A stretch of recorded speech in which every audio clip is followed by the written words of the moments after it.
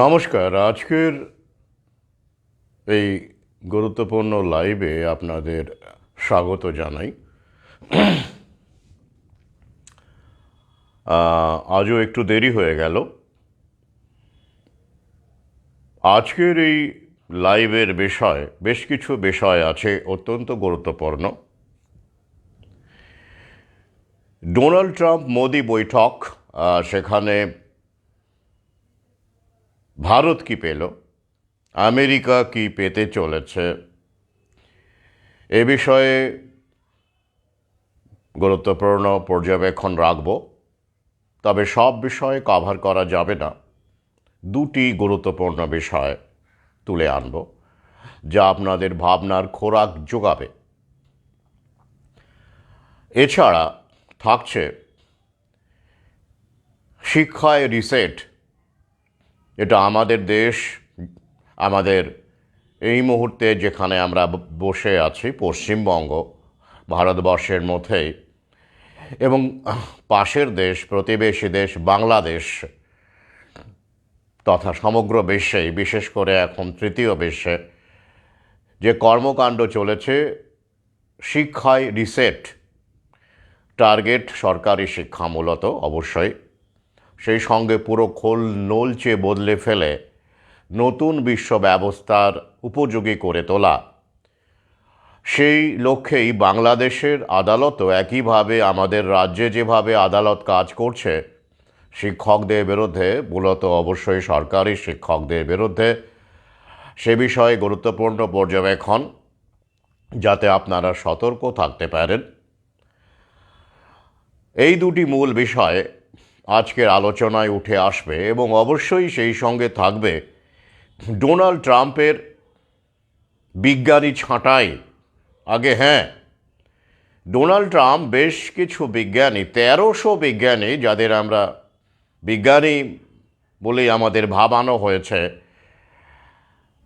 মার্কিনী দেশে, মার্কিন মুলুকে, যাদের নাম হচ্ছে ডিজিজ ডিটেকটিভস, অর্থাৎ শুঁকে শুঁকে রোগ খুঁজে বের করার গোয়েন্দা যারা আর কি, এরা সবাই বেশ উচ্চ পদে ছিলেন, সিডিসির সঙ্গেও ছিলেন, আমেরিকার বিভিন্ন এলাকায় এদের কাজ ছিল। এইরকম ১৩০০ বিজ্ঞানীকে, গবেষককে ছাঁটাই করেছেন ডোনাল্ড ট্রাম্প এবং তার স্বাস্থ্য দপ্তরের প্রধান, অবশ্যই তার পরামর্শে, কেনেডি জুনিয়র। তো সেই বিষয়ে গুরুত্বপূর্ণ আলোকপাত করব এবং এই যে হু থেকে আমেরিকার বেরিয়ে আসার যে নোটিশ, এবং তারপরেই এরকম বিজ্ঞানী যাঁরা, নিশ্চয়ই দেবজিৎ চক্রবর্তী, যারা মহামারীর বিরুদ্ধে লড়াই করেন, মহামারীকে শুঁকে শুঁকে বের করেন, ইবোলাকে শুঁকে শুঁকে বের করেছিলেন, এদের জন্যই নাকি স্মল পক্সকে নির্মূল করা গেছে গুটি বসন্ত, সেই গুরুত্বপূর্ণ পদাধিকারী যারা, সেই ডিজিজ ডিটেকটিভস ১৩০০, এক আঁচড়েই ১৩০০ বিজ্ঞানীকে ছাঁটাই করলেন ডোনাল্ড ট্রাম্প। এ বিষয়ে গুরুত্বপূর্ণ আলোচনা রাখব।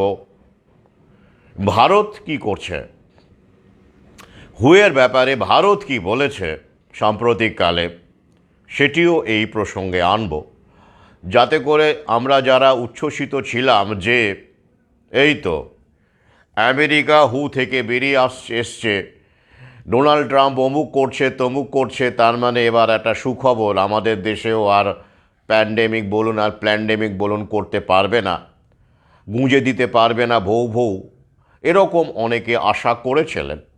সেই আশা কতটা বাস্তব, সেই ছবিটাও আমি আজকে এই, অবশ্যই লাইভের শেষে আমি খবরের সূত্রগুলো দিয়ে দেব, যা আপনাদের ভাবাবে।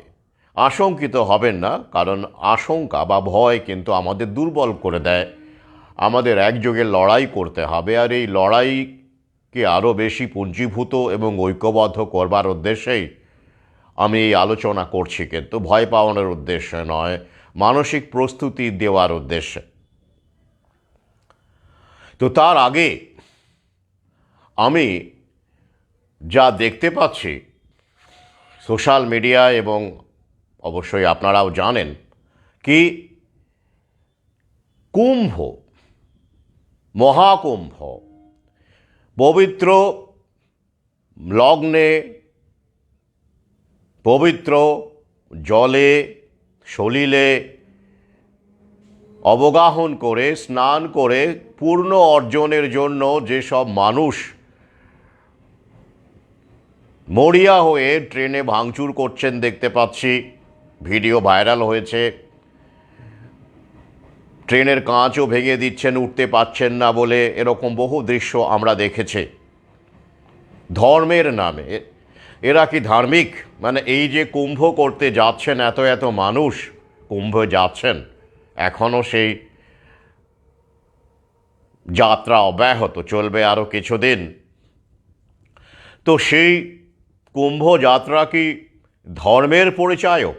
মানে এই যে একটা বিশ্বাস যে অবগাহন করলে পবিত্র লগ্নে, সে মকর স্নানই বলুন, বিভিন্ন রকমের তিথি আছে, আমাদের শাস্ত্রেও আছে, হিন্দু শাস্ত্রেও আছে, গঙ্গায় স্নানের কথা আছে, পবিত্র অবগাহনের কথা আছে। তো সেই অবগাহনের জন্য মরিয়া হওয়া মানুষ যেভাবে আচরণ করছেন, ছুটে যাচ্ছেন প্রয়াগরাজের উদ্দেশ্যে, তাঁরা কি সত্যিই ধার্মিক? বিশেষ করে এইসব উন্মাদনা যারা করছেন, ভাঙচুর করছেন, এবং ভেতরে তাদের মধ্যে কি সত্যি ধর্মীয় প্রজ্ঞা আছে, না এটা একটা হুজুগ? এই প্রশ্ন আপনাদের অনেকের মধ্যেই কিন্তু উকি মারছে। একই রকমভাবে হজের উদ্দেশ্যে যেমন মানুষ যান, এবং সেখানেও আমরা জানি যে প্রতি বছর মানুষের প্রায় মৃত্যু হয়, স্ট্যাম্পেডে মৃত্যু হয়, কুম্ভেও হয়, আমরা জানি। সেই ক্ষেত্রেও আমরা একটা উন্মাদনা দেখেছি। তো এই হজ যাত্রা যারা করেন তারাই কি প্রত্যেকেই কি প্রজ্ঞাবান মুমিন মুসলমান? নিশ্চয়ই নন। এই দৃশ্যগুলো আমাকে ব্যথিত করে। এক কথায় বলে দিই, তারপরে একটু বিশ্লেষণে যাব, কারণ এই সময় এটি অত্যন্ত গুরুত্বপূর্ণ। আমাদের সহযোদ্ধাদের, পাঠকদের এই বিষয়গুলো আমার মনে হয় জানা উচিত, বোঝা উচিত, যদিও তারা ইতিমধ্যেই সচেতন। সেটা কি? সংক্ষেপে,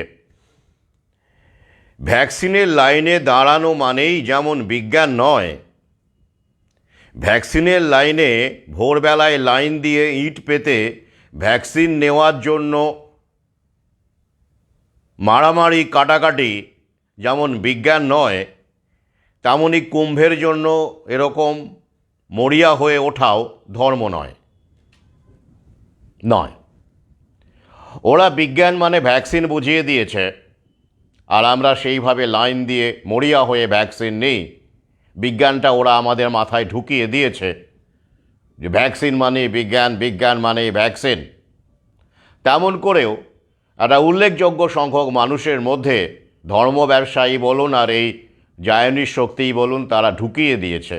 এবং আমাদের অবশ্যই তথাকথিত ধর্মগুরুরা, যাদের প্যান্ডেমিক পিরিয়ডে যাদের ভূমিকা অত্যন্ত নকারজনক, দু একজন ব্যতিক্রম বাদ দিয়ে, তো তাঁরাও বুঝিয়ে ঠাড়ে ঠাড়ে বলতে চান যে কুম্ভ মানে ধর্ম মানেই, হিন্দু মানেই কুম্ভ, মানে স্নান করতেই হবে, তবেই পাপ থেকে মুক্তি মিলবে, এরকম একটা বিশ্বাস, একটা অন্ধবিশ্বাস যার কোনো ভিত্তি নেই, আমাদের ধর্মেও নেই।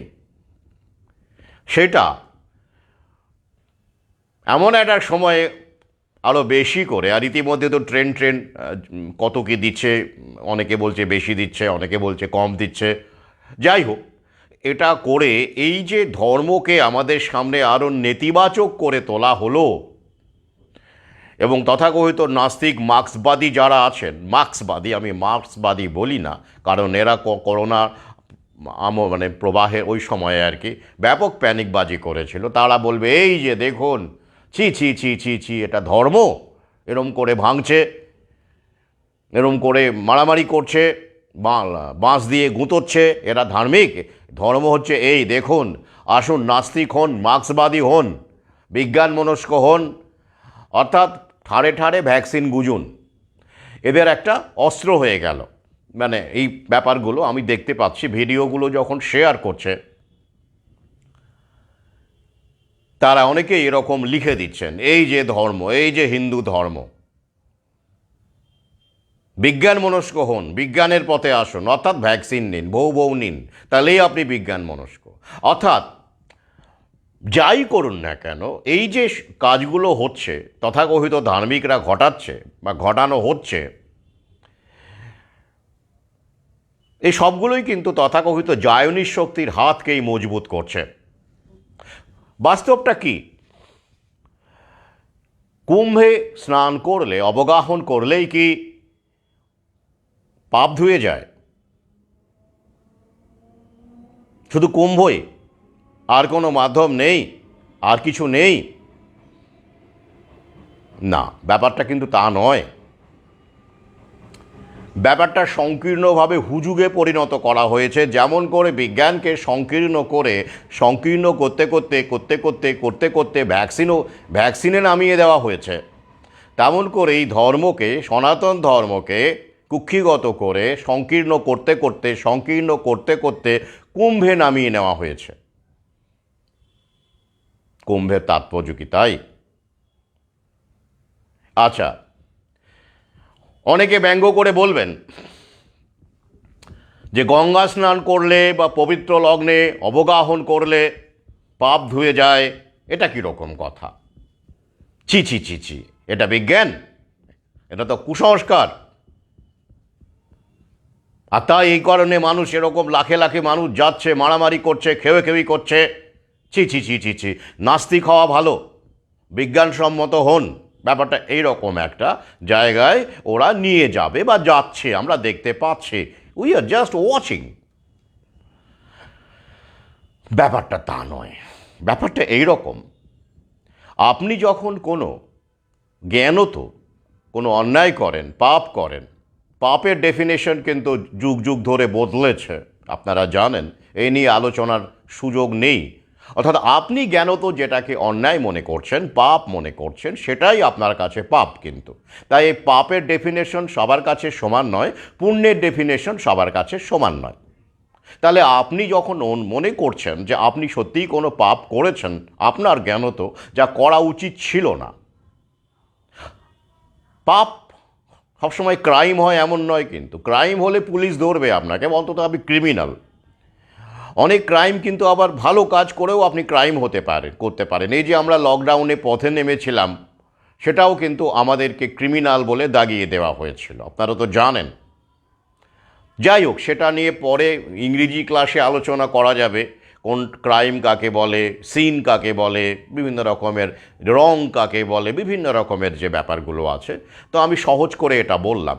কিন্তু পাপ হচ্ছে শাস্ত্রীয়ভাবে আপনি যাকে মনে করছেন পাপ করছেন সেটা, এটা সবার ক্ষেত্রে সমান হতে পারে না, ইম্পসিবল। কারণ একটা কাজকে আপনি পাপ মনে করেন, আবার আরও একজন আপনার ধর্মেরও হতে পারে, সে ওটাকে পাপ মনে করে না, তার কাছে ওটা স্বাভাবিক বলে সে মনে করে। তো যাই হোক, তাহলে মোদ্দা কথাটা এটাই যে আপনি মনে করছেন আপনি পাপ করেছেন, এবং এই পাপ থেকে আপনি অব্যাহতি পেতে চাইছেন। কিভাবে? পথ কি?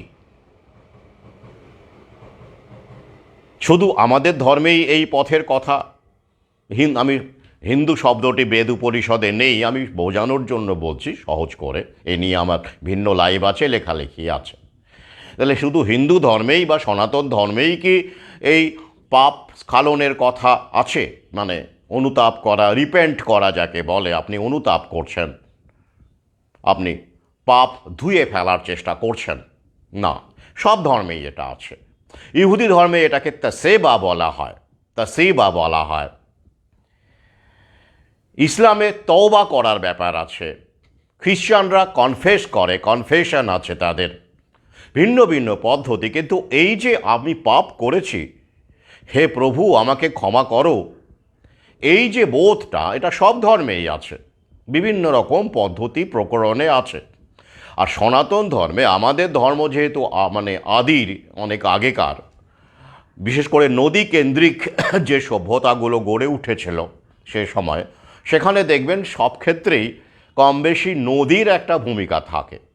কারণ ওই যে চাষবাস, পলি মাটি প্লাস যোগাযোগ ব্যবস্থা, প্রথম পরিবহন তো অবশ্যই জল পরিবহন, সহজ সুবিধেজনক, চাকার চাইতে স্থলে আপনি কত বইতে পারেন, সেই তুলনায় জাহাজ এখনও সবচেয়ে বেশি মাল পরিবহন করে জাহাজ।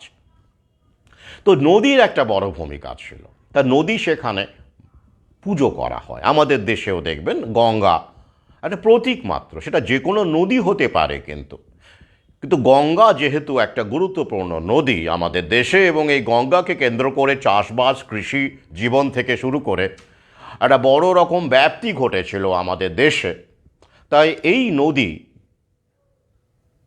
পবিত্রতার একটা জায়গা করে নিয়েছে। সেটাও বিজ্ঞান, এই যে আমি বললাম এটাই কিন্তু বিজ্ঞান, এই যে নেপথ্যে গঙ্গার অবদান। তো তাই এই নদীকে একটা পবিত্র জায়গা, পবিত্র একটা মানে স্টেটাস দেওয়া হয়েছে। এটা কি বিজ্ঞান নয়? অবশ্যই। আপনি আপনার মাকে শ্রদ্ধা করেন, ভক্তি করেন, কেন বিজ্ঞান নেই? কারণ তিনি আপনাকে পৃথিবীতে এনেছেন, জন্ম দিয়েছেন। এর চেয়ে বড় বিজ্ঞান আছে? আপনার অস্তিত্ব, এটাই তো বিজ্ঞান। তো যাই হোক, এবার দেখুন এই নদীমাতৃক সভ্যতাগুলি, সেটা সুমারিয়ান সভ্যতায় বলুন, মেসোপটামিয়ানি বলুন বা মিশরি বলুন, সর্বত্র খোঁজ নিয়ে দেখুন, সেখানে নদীকে সম্মান দেওয়া হয়েছে, শ্রদ্ধা করা হয়েছে। তো তার জলে স্নান করা, অবগাহন করা অবশ্যই একটা পবিত্র পুণ্যের জায়গা। আরও একটা কারণ আছে, দেখুন প্রতীকটা বুঝুন। নদীর জল কিন্তু স্থবির নয়, সেটা গঙ্গায় বলুন বা যে কোনো নদী বলুন, প্রবহমান। প্রবহমান বলেই কিন্তু সে স্ট্যাটিক নয়, সে ধুয়ে দিতে পারে, সে এক জায়গায় দাঁড়িয়ে থাকে না। যে নদী হারায় স্রোত চলিতে না পারে, সহস্র শৈবাল দাম বাঁধে আসি তারে, সেটা নদী থাকে না, তাই তো? অর্থাৎ নদীর একটা ধর্ম হলো প্রবহমানতা, চিন্তনের প্রবহমানতা, ভাবনার প্রবহমানতা, যা আমাদের ধৌত করে। এই প্রতীকটা বোঝার চেষ্টা করতে হবে আমাদের। তাহলে এটা কেন? মানসিক শান্তি দেয় একটা। আপনি যখন কোনো অন্যায় করেন বা পাপ করেন, তো আপনি যদি সেটা মনে মনেও বলেন, বিড়বিড় করেও বলেন, অনেক সময় আপনজনকেও শেয়ার করেন, তাতে কিন্তু একটা ভালো লাগার অনুভূতি হয়। অথবা আপনি যদি একা নীরবে কোনো এক অদৃশ্য সৃষ্টিকর্তাকে ভেবে নিয়ে তার কাছে নিবেদন করেন, আত্মসমর্পণ করেন, হে প্রভু আমি এটা করেছি, আমি অন্যায় করেছি, আমি পাপ করেছি, আমাকে ক্ষমা করো, এটাও কিন্তু অদ্ভুত রকমের একটা মানসিক শান্তি দিতে পারে, প্রশান্তি দিতে পারে, যার কোনো রকম বিকল্প হয় না। এই যে কত বড় একটা ব্লেসিং হতে পারে আপনার জীবনে, মানুষের জীবনে, সেটা আমাদের শাস্ত্রকাররা বুঝেছিলেন। শুধু হিন্দু শাস্ত্রকার না নয়, ইসলাম বলুন, জুদাইজম বলুন, মানে ইহুদি, সব ধর্মেই এই বিষয়টা আছে, বিভিন্ন রকম আঙ্গিকে আছে। এই যেমন ধরুন আমাদের দেশে গঙ্গা স্নান মানে কি পবিত্র, এই ব্যাপারটা কি আক্ষরিক অর্থেই বলা হয়েছে সবসময়? না, কিন্তু স্কন্দ পুরাণে চলে যান, সেখানে কি বলছে? আপনি যদি গঙ্গাতে স্নান নাও করতে পারেন, আপনি যদি পুকুরেও স্নান করেন, অন্য নদীতেও স্নান করেন বা অবগাহন করেন, গঙ্গার ধ্যান করলেই যথেষ্ট, স্কন্দপুরাণ বলছে। অর্থাৎ আপনাকে কুম্ভে যেতেই হবে, গঙ্গাতে যেতেই হবে, তেমন কিন্তু বলছে না। অর্থাৎ মানসিক জায়গাটাকে বোঝার চেষ্টা করুন। গঙ্গার ধ্যান তার মানে কি আপনাকে মন্ত্র বলতেই হবে? না না না, আপনি একাগ্র করছেন কোনো একটা দেবীকে, কোনো একটা পবিত্রতার প্রতীককে আপনি মনে মনে স্মরণ করে তাকে আপনি আপনার কথা বলছেন, নিবেদন করছেন। সেটা আপনার মতো করে আপনি মন্ত্র পড়েও করতে পারেন, বিড়বিড় করেও করতে পারেন, ফিসফিস করেও করতে পারেন। তাহলে তার জন্য মানুষ সেই ট্রেনের জানলা ফানলা ভেঙে গণ্ডগোল করে কুম্ভে যেতে হবে? সে তো আপনি যে কোনো পুকুরেও করতে পারেন, নদীতেও করতে পারেন। হ্যাঁ, এমনটাই বলা আছে, দেখে নেবেন। মনের ব্যাপারটা এখানে গুরুত্বপূর্ণ। মানসিক সুচিতা, আপনি কিভাবে চাইছেন, কতটা চাইছেন, কতটা আকুলতার কথা সেখানে বলা আছে।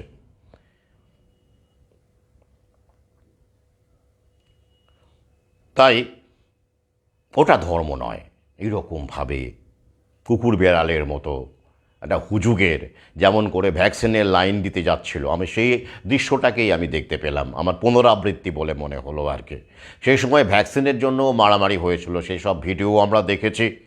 একজন আবার ওই দিক দিয়ে মানে অন্য দিক দিয়ে জানলা দিয়ে দাঁড়িয়ে টুক করে নিয়ে নিল। কি আনন্দ তার! বিশাল ব্যাপার। সে বিজ্ঞান মানে বিজ্ঞানসম্মত জিনিস পেয়েছে। এদিকে ধর্ম চলছে, ওদিকে বিজ্ঞান। একটু আগেই বললাম যে সব ধর্মেই ব্যাপারটা আছে। এই যেমন ধরুন ইহুদি ধর্ম, তাসরিবা যেটাকে বলা হচ্ছে, রিপেন্টেন্স, আপনি অনুতাপ করছেন।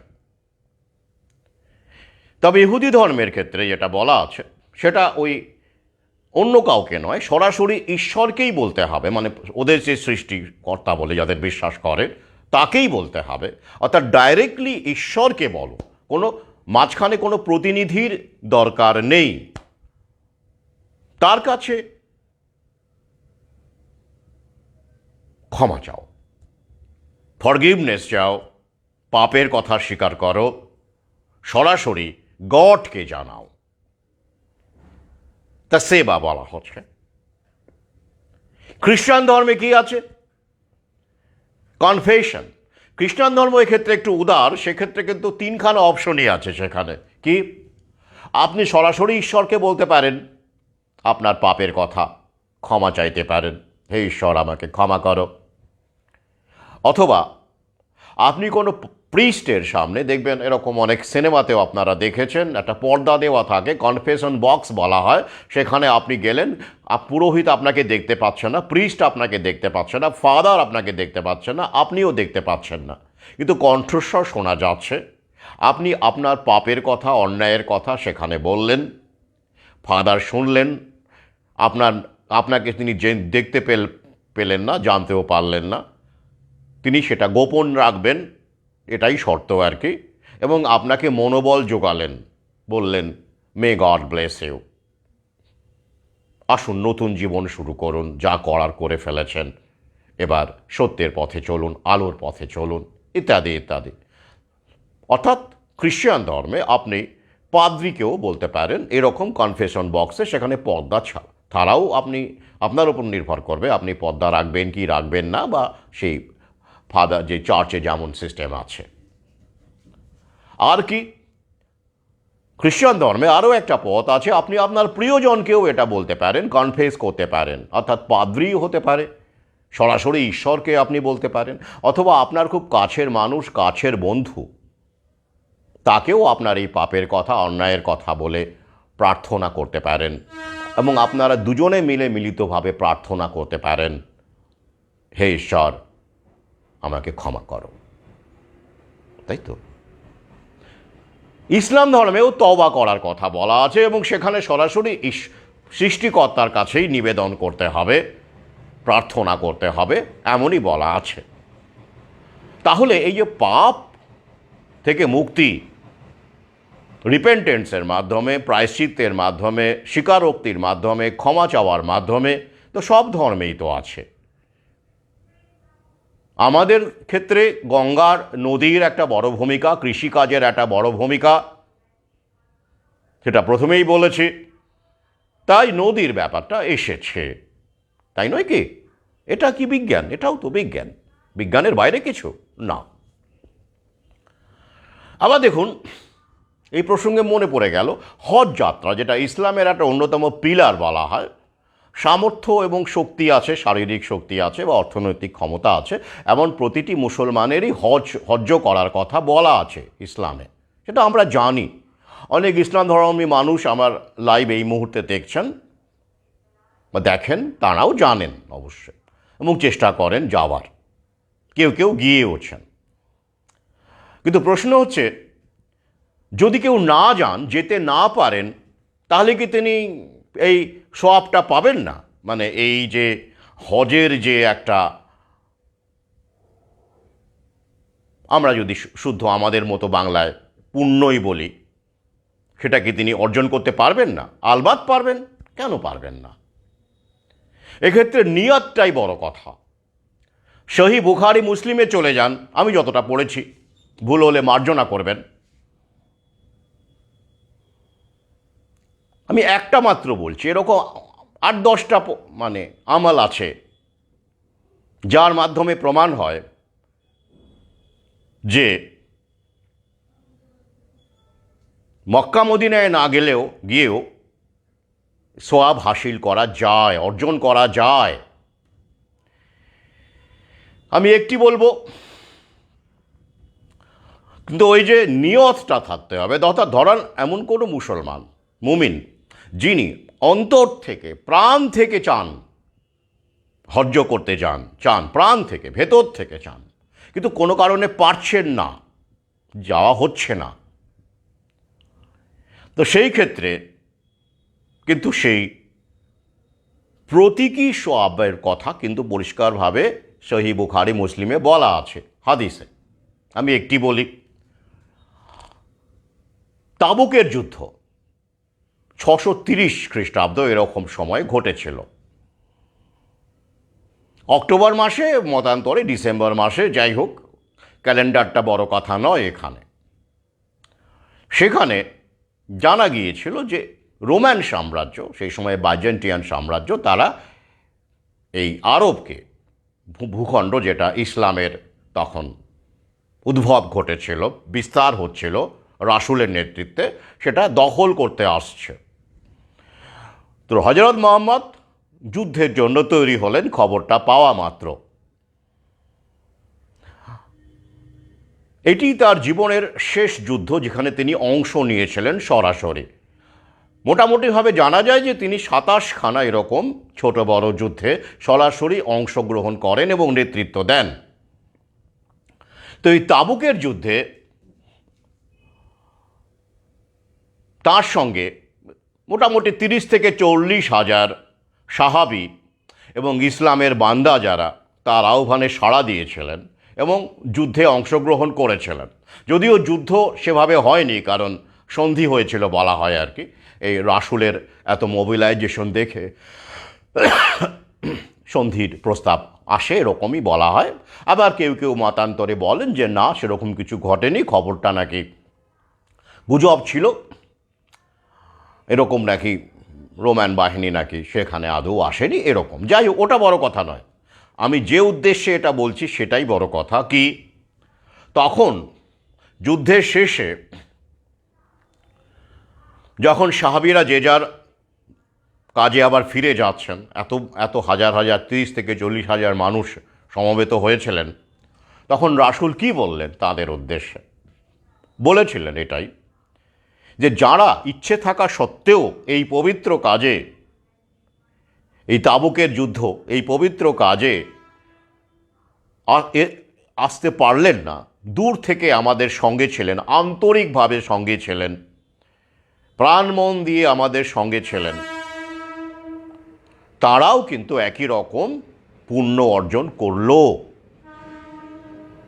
তারাও কিন্তু পুণ্য অর্জন করলো, কারণ কায় মনোবাক্যে তারা চেয়েছিল এই যুদ্ধে সামিল হতে, কিন্তু তারা পারেনি কোনো কারণে। তারাও কিন্তু এই পূর্ণ অর্জন করলো, সেটা বলাই আছে, আমি যদি ভুল না করি। তো এইখান থেকে আমরা তো এই শিক্ষা পাচ্ছি না। অর্থাৎ নিয়তটাই বড় কথা। আমি যদি কোনো ভুল করি, আমার ইসলাম ধর্মাবলম্বী বন্ধুরা আমাকে অবশ্যই বলবেন অকপটে জানাবেন।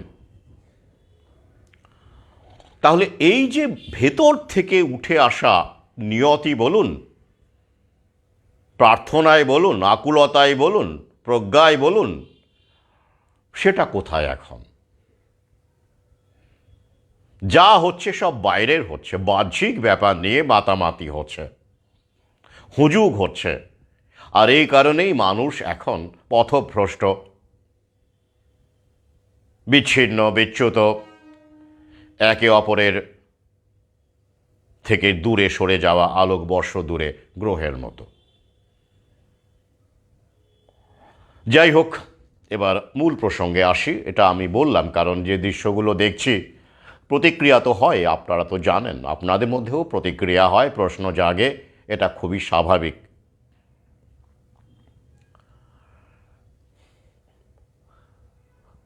আজকে প্রথমে আসব মোদি আমেরিকা সফর, ডোনাল্ড ট্রাম্পের ঘোষণা, আমেরিকা কি পেল, ভারত কি পেতে যাচ্ছে, ইত্যাদি ইত্যাদি বিষয়ে সংক্ষিপ্ত আলোচনা, এবং এর সঙ্গে অবশ্যই ট্রাম্পের একদম সাম্প্রতিক যে মুভ, বিজ্ঞানী ছাঁটাই, সেটাকেও রিলেট করে আলোচনাটা করব। তারপরে বাংলাদেশের যে শিক্ষক ছাঁটাই, যেটা আমাদের দেশেও রাজ্যেও চলছে একই রকমভাবে আদালতকে কেন্দ্র করে, সে বিষয়ে পর্যবেক্ষণ রাখব।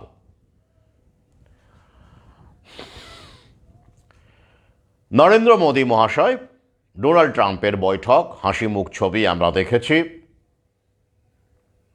দোভাষীর উপস্থিতিতেও ডোনাল্ড ট্রাম্পের ইংরেজি মোদি নাকি বুঝতে পারছেন না, এই মর্মেও ভিডিও আমরা দেখেছি।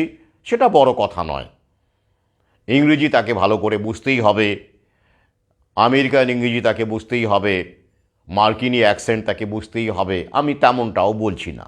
এগুলো বাহ্যিক ব্যাপার নিয়ে অনেকেই রাজনৈতিক দলাদলি করে, এই যে অশিক্ষিত প্রধানমন্ত্রী, এই যে চাওয়ালা, ইত্যাদি ইত্যাদি, এগুলো কিছু নয় আমার কাছে।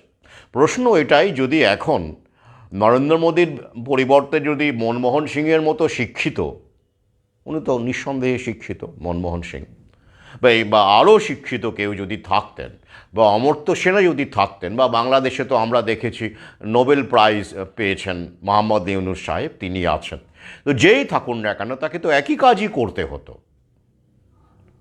কী কাজ? Playing the second fiddle. মানে কি বলুন তো? আক্ষরিক অনে হলো দ্বিতীয় সুরে বাজানো, মানে দ্বিতীয় বাঁশিটি বাজানো, অর্থাৎ তালে তাল মেলানো।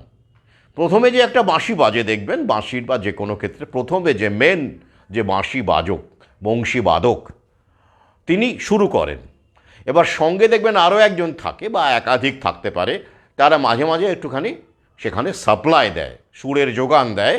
কিন্তু সেই যে যোগান তারা দেয়, সেটা কিন্তু যিনি মূল বাঁশিটা বাজাচ্ছেন তার সঙ্গে সঙ্গতি রেখে, এটাকেই বলা হয় প্লেয়িং দ্য সেকেন্ড ফিডল। তো মোদি তাই করেছেন, প্রধান বাঁশিটি বাজাচ্ছেন ট্রাম্প, আর মোদি সেখানে ইংরেজি বুঝলেন কি না বুঝলেন সেটা কি ম্যাটার করে? ওখানে মোদির জায়গায় চরম শিক্ষিত লোক থাকলেও ওই একই কাজ তাকে করতে হতো, সেটা আমরা জানি। জায়নিস্ট শক্তির একটা কেন্দ্র এখনও ইউএসএ, দুটো ফ্রন্ট তৈরি হয়েছে, একদিকে চীনকে দিয়ে, একদিকে আমেরিকা। যেমন দ্বিতীয় বিশ্বযুদ্ধের সময় ওরা হিটলারকে তৈরি করেছিল। যে কোনো যুদ্ধে দুটো শিবির করতে হয়, সেই সময় এখন আগে থেকেই ছিল। আমরা জানি ক্ষেত্র তৈরি হয়েছিল প্যান্ডেমিকের সময়, ট্রাম্প চীনের বিরুদ্ধে হুঁশিয়ারি দিয়েছিলেন। সেই ব্যাপারটাই কিন্তু এখন আস্তে আস্তে আমরা দেখতে পাবো আগামীতে কোন ভয়ঙ্কর জায়গাটা চলে যায়। আমি দুটো বিষয় বলি। ট্রাম্প ঘোষণা করেছেন ভারতকে 2 স্কোয়াড্রন F-35 ফাইটার জেট দেবেন মানে বিক্রি করবেন, ভারতকে কিনতে হবে। কীরকম ফাইটার জেট এগুলো? স্টিলথ ফাইটার জেট বানাচ্ছে কে? লকহিড মার্টিন, আমেরিকার একটি বেসরকারি সংস্থা। ওখানে জানেন প্রাইভেটাইজেশন এসব বহু আগেই হয়ে গেছে, যেটা আমাদের দেশে এখন হয়ে গেছে বা কিছু কিছু বাকি আছে। তো সেই কর্পোরেট লকহিড মার্টিনের তৈরি F-35 ফাইটার জেট স্টিলথ টেকনোলজি, অর্থাৎ যে টেকনোলজি রেডারকে ইভেড করতে পারে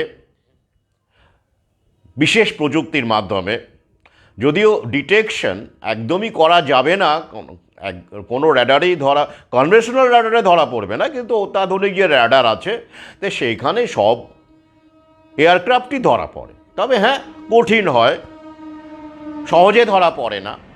তো এই টেকনোলজিকে বলা হয় স্টিল টেকনোলজি। সেখানে ইনফ্রারেড থেকে শুরু করে বিভিন্ন ক্ষেত্রে বিভিন্ন রকমের মডিফিকেশন করে টেকনোলজিকে এমনভাবে প্রয়োগ করা হয় যে সেখানে চট করে কোনো রাডারে সেই ফাইটারকে ধরা যায় না, অর্থাৎ গোপনে শত্রু দেশে গিয়ে বোমাবাজি করে বোমা টোমা ফেলে চলে আসা যায় আর কি। রাডারে ধরা না পড়লে তো আর মিসাইল টিসাইল দিয়ে তাকে মারাও যাবে না। মানে স্টিলথ শব্দটা এসছে কোত্থেকে? স্টিল থেকে এসছে, মানে চুরি করা, মানে চুরি করে চুপি চুপি চুপি চুপি ঢুকে পড়ে বোমা টোমা ফেলে টার্গেটে বম্বিং করে চলে আসছেন। তো এটাই F-35, যেটা 5th জেনারেশন স্টিল ফাইটার বলা হচ্ছে, আমেরিকার লকহিড মার্টিনের তৈরি সেরা ফাইটার। সেটা ভারতকে কিনতে হবে, মানে কিনতেই হবে, দেখবেন উপায় নেই। তো ট্রাম্প বলেছেন এবার ভারতের সঙ্গে বিলিয়ন বিলিয়ন ডলারের এখন সামরিক চুক্তি হবে, মিলিটারি ডিল হবে, ভারতকে কিনতে হবে, আমাদের জনগণের ট্যাক্সের টাকা দিয়ে উনি এগুলো কিনবেন। কেন ভৌ কেনেননি বিল গেটসের কাছ থেকে? উনিও তো আমেরিকানে। তো আমরা পাচ্ছি কি পাচ্ছি? 2 স্কোয়াড্রন আপাতত কথা হয়েছে। 1 স্কোয়াড্রন মানে হচ্ছে ধরুন 12 থেকে 24টা প্লেন, এয়ারক্রাফট। তো 2 স্কোয়াড্রন যদি আমরা 24টাই ধরি, মানে 48টা প্লেন F-35 ভারত কিনছে আমেরিকা থেকে। ডোনাল্ড ট্রাম্প জানিয়েছেন। ভারত কি আর না কিনে পারবে? মুশকিল আছে, তো উপায় কি? তো একটা ফাইটার জেটের দাম কত? 80 মিলিয়ন থেকে 115 মিলিয়ন পর্যন্ত। আমি হিসেবের সুবিধের জন্য 100 মিলিয়ন ধরলাম প্রতিটি প্লেন। এবার 48 ইন্টু 100 মিলিয়ন আপনি গুণ করুন, কত হচ্ছে? প্রায় $5 বিলিয়ন হচ্ছে। হ্যাঁ, ভাবুন ডলার কত টাকা হতে পারে। তো সেই প্লেন ভারত কিনবে আমেরিকা থেকে। ডোনাল্ড ট্রাম্প জানিয়েছেন, খুব আনন্দের সঙ্গে জানিয়েছেন, ভারত পাচ্ছে। তো এই প্লেন ভারত কি কমবে লাগাবে? বাংলাদেশের সঙ্গে লড়বে? না না না, বাংলাদেশের সঙ্গে কি স্টিল ফাইটারের কি দরকার? এবার একটু ভাবুন খেলাটা কোন দিকে যাচ্ছে, ভাবুন। ধরুন একটা আর্মস রেস যদি তৈরি করে দেওয়া যায়, বাংলাদেশে এখন সবচেয়ে বেশি সামরিক অস্ত্রকেই পাঠাচ্ছে, জানেন তো, পাঠাবে, এবং চুক্তি হয়ে গেছে চীন। একটা সময় আমরা কোল্ড ওয়ারের সময় দেখবেন ওই দুখানা তৈরি ছিল আর কি, সোভিয়েত ইউনিয়ন বনাম ওয়ার্সো বনাম নেটো। তো সেটাকে কেন্দ্র করে একটা আর্মস রেস হয়েছিল, আমরা জানি। পাকিস্তান ভারত একদিকে, ভারত তখন সোভিয়েত ইউনিয়নের পক্ষে, আর পাকিস্তান তখন আমেরিকার পক্ষে, তাই তো? প্রচুর প্লেন ট্রেন কেনা হতো আমাদের দেশে, প্রচুর অস্ত্র কেনা হতো, রাশিয়া অস্ত্র দিত আমাদের, ট্যাঙ্ক দিত, অমুক দিত, MiG-29 ইত্যাদি ইত্যাদি আমরা যত পেয়েছি সেই সময় সব তো রাশিয়ার দেওয়া। আর পাকিস্তান কী পেত? আমেরিকা থেকে F-16 পেত, মিসাইল পেত। এই নিয়ে ব্যাপক অস্ত্রের ব্যবসা ওরা করেছে। কিন্তু সেই পাকিস্তান এখন শেষ। কিনে পাকিস্তান এখন শেষ। পাকিস্তানের খেলাটাও আর জমবে না, কারণ ভারত এবং পাকিস্তান দুজনেই এখন অন্ততপক্ষে মার্কিনী শিবিরে, যদিও পাকিস্তান এখন চীনের দিকে যাচ্ছে। আমরা জানি চীনের ভ্যাকসিনই পাকিস্তানে চলেছে এবং বাংলাদেশে চলেছে। ভ্যাকসিনের বাজার থেকে বুঝে নেবেন, কিন্তু খুব ইম্পর্টেন্ট এটা, পর্যবেক্ষণগুলো ভ্যাকসিন দিয়ে অনেকটা ধরতে পারবেন। অর্থাৎ ভারতকে যদি এখন চীন, বাংলাদেশ এবং পাকিস্তান এবং শ্রীলঙ্কা, জানেন তো এই তিনটেই কিন্তু এখন চীনের খপ্পরে। এ নিয়ে আমার ভিন্ন ভিডিও আছে, লিখেছি, স্ট্যাচুতেও এই বিষয়ের উপর লেখা রয়েছে। তাহলে কি দাঁড়াচ্ছে, চারদিকে চীনের দালাল, মানে জনগণ নয় আর কি, মানে সমস্ত সরকারই তো দালাল, জায়নিক শক্তির দালাল। একটা যুদ্ধ খেলার পটভূমি তৈরি হয়ে গেল। আর এই যুদ্ধ খেলার পটভূমিতে স্টিল ফাইটার জাতীয় F-35 থেকে শুরু করে এগুলো বিক্রি বাড়বে। বাংলাদেশও কিনবে, দেখবেন ইতিমধ্যেই শুরু হয়ে গেছে। আমি আগের ভিডিওতে বলেছি কি কার থেকে কিনবে, চীন থেকে কিনবে। আবার কোত্থেকে কিনবে, চীন থেকে কিনবে আগে। হ্যাঁ, আরেকটা এখানে খেলা আছে, রাশিয়ার সুখোই, ওটা লেটেস্ট ভার্সন, সেটা রাশিয়া ভারতকে বিক্রি করতে চাইছিল। সেরকমই কথাবার্তা চলছিল। আপনারা জানেন যে ভারতের সুখোই আছে, কিন্তু সেইখানে ট্রাম্প যে গুটিটা ফেলে দিলেন, ওই সুখোইটা ওটাও স্টিল ফাইটার। তাহলে ভারত এখন কোন দিকে যাবে? দুটো দেশের কাছ থেকেই কিনবে। তাহলে কত বিলিয়ন ডলার লাগবে? ট্রাম্প কিন্তু মোদিকে এ কারণেই ডেকেছিলেন, আমাদের দেশকে মানে ভরিয়ে দেওয়ার জন্য, মানে আমাদের বাজারকে মানে উদারভাবে ভরিয়ে দেওয়ার জন্য, মানে অস্ত্রশস্ত্র বিলিয়ন ডলারের অস্ত্রশস্ত্র দিয়ে ভরিয়ে দেওয়া। আর আমাদের দেশভক্তরা ভাববে আহারে ভারত এবার সুপার পাওয়ার হবে, মানে হয়ে গেছে আর কি, কত আগেই হয়ে গেছে। তাহলে খুব ইন্টারেস্টিং না? এবার ভাবুন, আমাদের দেশের এখন যা পরিস্থিতি, দারিদ্র্য, বেকারত্ব, আত্মহত্যা, জীবিকাহীনতা, সরকারি চাকরি শেষ, বেসরকারি ক্ষেত্রেও এআই রোবোটিক্সের রমরমার ফলে নতুন নিয়োগের সুযোগ ক্রমশ কমছে। তো সেই ক্ষেত্রে এই F-35 কী দরকার ছিল? কিসের যুদ্ধ? কার বিরুদ্ধে যুদ্ধ? প্রশ্ন করবেন না? জনগণের টাকায়। আমি তো হিসেব দেখিয়ে দিলাম $5 বিলিয়ন। ট্রাম্পও বলেছেন বিলিয়নস অফ ডলার ইন্ডিয়ার আমাদের সঙ্গে মিলিটারি ডিল এবার হয়ে গেছে, ধরে রাখুন। কি সামনে কতটা কি ঘটতে চলেছে অনুমান করতে পারছেন তো? ডিপপুলেশন শুধুমাত্র ভৌ দিয়ে হয় না। ডিপপুলেশন করতে গেলে দাঙ্গা লাগে, যুদ্ধ লাগে, সোলোগামী লাগে, অটোগামী লাগে, হোমোসেক্সুয়ালিটি লাগে, অনেক কিছু লাগে।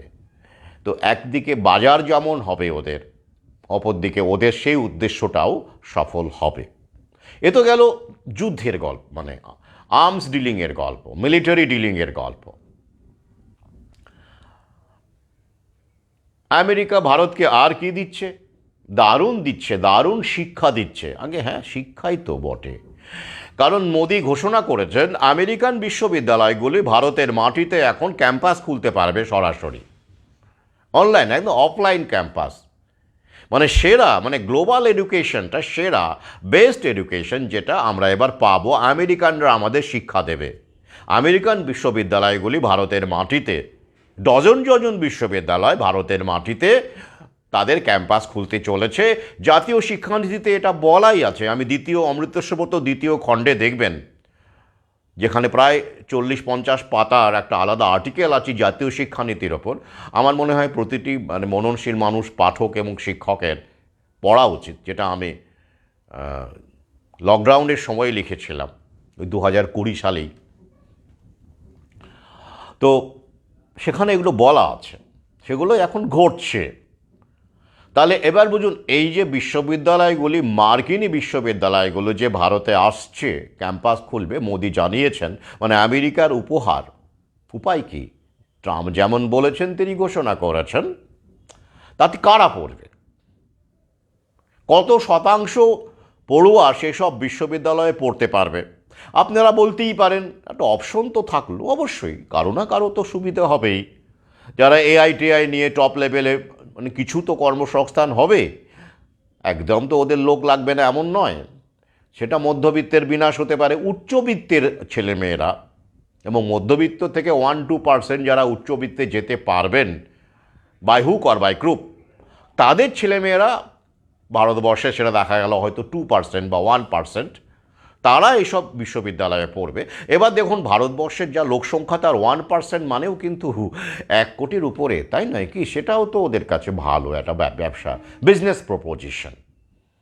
আপনি 1% বাদ দিন না কেন, 0.5% মানেও তো কত, তাই না? এটাই তো মার্কেট। তো সেইটাই ওদের ক্রিম, এবং তারা সেখান থেকেই এই এআই ফিডিং বলুন, মেশিন লার্নিং বলুন, রোবোটিক্স বলুন, যেসব ছেলে পেলে চাই আর কি, ওরা ওখান থেকেই ওরা নেবে, তৈরি করে নেবে আর কি। যাদের ক্যাপাসিটি আছে ডলার দিয়ে পড়ার, তারা পড়বে। ছবিটা পরিষ্কার হচ্ছে তো? এডুকেশনটা এবার কাদের দিকে যাচ্ছে, কারা নেবে, বহু আগেই বলেছিলাম।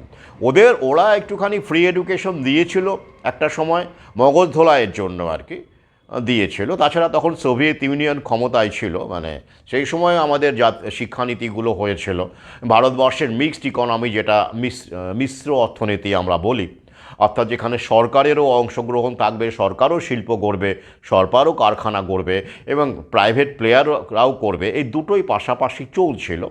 তো সেইটা উঠে গিয়ে ডব্লিউটিওতে ভারত সই করার ফলে বা আমাদের এখন আর সরকার কোনো কারখানা বা শিল্প কিচ্ছু করবে না, শিক্ষা প্রতিষ্ঠানও করবে না, যা আছে সব তুলে দেবে বা বেচে দেবে, শুধু প্রাইভেট প্লেয়াররাই করবে। সেটাই ডব্লিউটিওর কথা সংক্ষেপে, গ্লোবালাইজেশন মানে এখানে প্রাইভেটাইজেশন। তো সেই প্রক্রিয়ায় চলছে। তো এখন তাহলে বুঝুন যে সেই সময় মগজ ধোলাইয়ের কাজের জন্য ওরা প্রচুর শিক্ষক নিয়েছে, সরকারি ক্ষেত্রে প্রচুর ভ্যাকান্সি তৈরি করেছে। নাহলে কি করোনা প্যান্ডেমিক সফল হতো? নাহলে কি ভৌয়ের লাইন পড়তো না তো। ডিপপুলেশনের যে প্রোগ্রাম, অসুস্থ করার যে প্রোগ্রামটা ওরা সফল করতে পারলো কেন? এই রিক্রুটমেন্টের ফলে। তাই ওদের একসময় হাজার হাজার শিক্ষক, বামফ্রন্টের আমলে আমরা দেখেছি। ওটা কি বুদ্ধদেববাবু চাকরিটা দিয়েছিলেন? না না না, ওটা আন্তর্জাতিক পলিসি ছিল, ইট ওয়াজ ইন্টারন্যাশনাল পলিসি। বোঝার চেষ্টা করুন। তো সেইটা ওরা সফল করতে পারলো, তো সেটা হয়ে গেছে, এখন আর দরকার নেই। এখন ওরা কিন্তু ওদের মূল যে আসল লক্ষ্য যেটা ছিল, সেই লক্ষ্যে, নতুন বিশ্ব ব্যবস্থার লক্ষ্যে, এটা 1914-15 ওই সময় থেকেই, মানে 13 এরকম সময় থেকেই ওরা কার্যকর করা শুরু করেছে ফেডারেল রিজার্ভের অ্যাক্টের মাধ্যমে, যেটা আমি ভিডিওতে বলেছি, আমার দ্বিতীয় খণ্ডেও বলেছি, বইপত্রে বলেছি। হ্যাঁ, এটা করেছে ওরা। তো সেটাই, সেদিকেই ওরা নিয়ে যাচ্ছে। মাঝখানে এটা একটা ছিল ওরা তৈরি করে নেওয়ার জন্য, ক্ষেত্র তৈরি করে নেওয়ার জন্য। সে সিপিএমই বলুন, না তৃণমূলই বলুন, না বিজেপি বলুন, সব জায়নির শক্তির দালাল মানে আমি প্রতিনিধি হিসেবেই বলতে চাইছি, কোনো ব্যাপার না, এটা বাস্তবতা। প্রক্রিয়াটা বোঝার চেষ্টা করুন। এবং এই জায়নির শক্তি অবশ্যই মূলত ইহুদি শক্তি, তো তাদের যে টপ লেভেল, তাদের বুদ্ধিটা বোঝার চেষ্টা করুন। আমি মাঝে মাঝে মুগ্ধ হয়ে যাই যে এতটা বুদ্ধি, এতটা আগে ওরা ভাবতে পারে।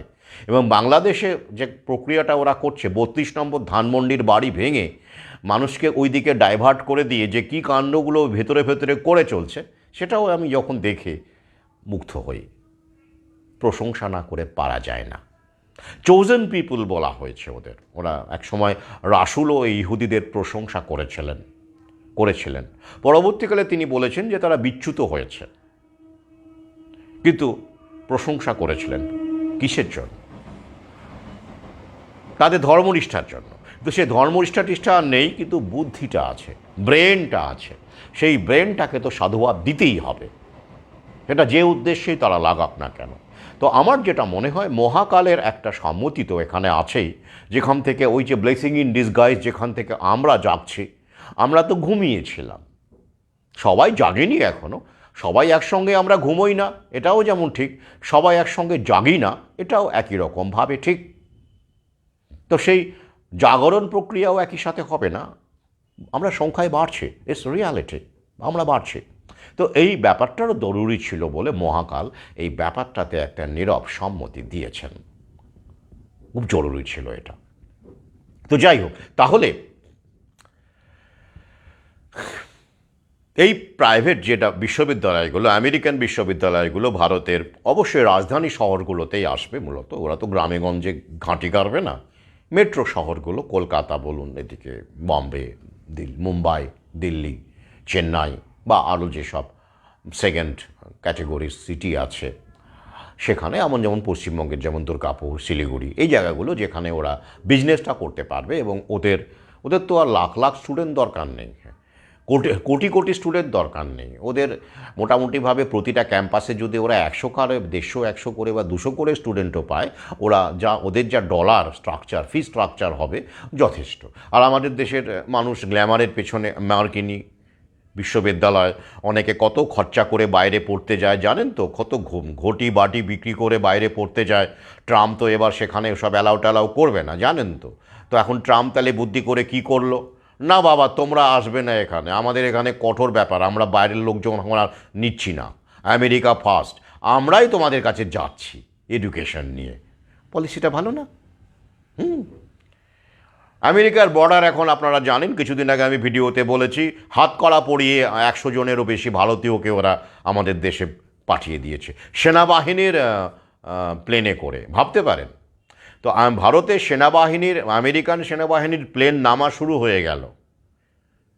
তা আগামীতে কি যুদ্ধের, যেমন আফগানিস্তানে পাকিস্তানে নেমেছে আমেরিকান বিমান বাহিনী সন্ত্রাসবাদের সঙ্গে লড়াই করতে, সন্ত্রাসবাদীদের বিরুদ্ধে লড়াই করতে, তাই তো ওরাই সন্ত্রাসবাদী তৈরি করে, ওরাই লাদেন তৈরি করে, তো আমরা জানি। তো তেমনই ভারতের মাটিতে যদি আমেরিকান সেনা নামে চীনের বিরুদ্ধে লড়াই করার জন্য, বাংলাদেশ আর কি, বাংলাদেশ মানে চীন এখন, হ্যাঁ আগে হ্যাঁ সেভাবেই তো তৈরি করা হচ্ছে। ইউনিসকে কেন ওখানে আনা হলো? ভারত বিদ্বেষ, এদিকে বাংলাদেশ বিদ্বেষ বাড়ছে, হিন্দুত্ববাদী রয়েছেন আমাদের অনেক দেশপ্রেমী, আর ওখানেও দেখবেন সুচতুরভাবে বিভিন্ন ভিডিওর মাধ্যমে বিডিআর বা বিএসএফকে রুখে দিল, বা অমুককে পেঁদিয়ে দিল, কেলিয়ে দিল, বা এইরকমভাবে বিভিন্ন রকমের ভারত। এই যে আর ধানমন্দির বাড়ি মানে কি, মানে ধানমন্ডি মানে কি 32 নম্বর মানে কি, শেখ হাসিনা মানে কি, আয়নাঘর মানে কি, মানে ভারত বিদ্বেষ সেখানে প্রমোট করা হচ্ছে মিডিয়াকে দিয়ে। আর আমাদের এখানে বাংলাদেশ বিদ্বেষ প্রমোট করা হচ্ছে মিডিয়াকে দিয়ে, দালাল মিডিয়াকে দিয়ে। তাহলে এদিকে ভারত আমেরিকার প্লেয়িং গ্রাউন্ড হয়ে গেছে ইতিমধ্যেই, ভ্যাকসিন দিয়ে বুঝুন, একটু আগেই বলেছি। আর বাংলাদেশ, পাকিস্তান, শ্রীলঙ্কা কিন্তু চীনের প্লেগ্রাউন্ড হয়ে গেছে। কিন্তু একই মুখ কিন্তু ওরা, জায়নির শক্তির দুটো উইং, ওই যে কনফ্রন্টেশন, কনফ্লিক্ট না হলে তো ওদের কর্মসূচি সফল হয় না। যে কারণে ওদের হিটলারকে লেগেছিল, হিটলারকে ওরাই তৈরি করেছিল। দ্বিতীয় মহাযুদ্ধে 5 কোটি মানুষ মারা যায়। এই যে যুদ্ধ চলছে, তৃতীয় বিশ্বযুদ্ধ, সেখানে কত কোটি মরবে না, ভয় পাওয়াচ্ছি না, আপনাদের নিজেরাই বুঝতে পারছেন। লং টার্ম এফেক্ট ভৌভবের লীলা এখনও আমরা দেখিনি, আমরা দেখতে পাচ্ছি চারপাশে একটু একটু করে ঘটছে, বাড়ছে, দ্রুত লয়ে বাড়ছে। এখনও আমরা দাঙ্গা দেখিনি, এখনও আমরা যুদ্ধ, যে অর্থে ডিপপুলেশনের আরেকটা মাধ্যম, সেই মানে যুদ্ধ মানে আমি বলতে চাইছি এই যে প্লেনে প্লেনে যুদ্ধ, ডগ ফাইট, মিসাইল, এসব এখনও দেখিনি। দেখছি বিভিন্ন, ইউক্রেনে দেখছি, মধ্যপ্রাচ্যে দেখছি, যেমন হামাসকে ব্যবহার করছে, হামাসকে তো ওরাই তৈরি করেছে, এবার গাজাটাকে ওরা নিয়ে নেবে, ট্রাম্প তো সেরকমই বলছে আর কি। অর্থাৎ কিচ্ছু না, আপনি মূল বিষয়টা বুঝবেন যে মার্কিন রাষ্ট্রপতি যিনি ক্ষমতায় এলেন, তিনি বাইরে যতই কথা বলুন না কেন, মূল দুটো বিষয় ধরবেন, তাহলেই বুঝবেন যে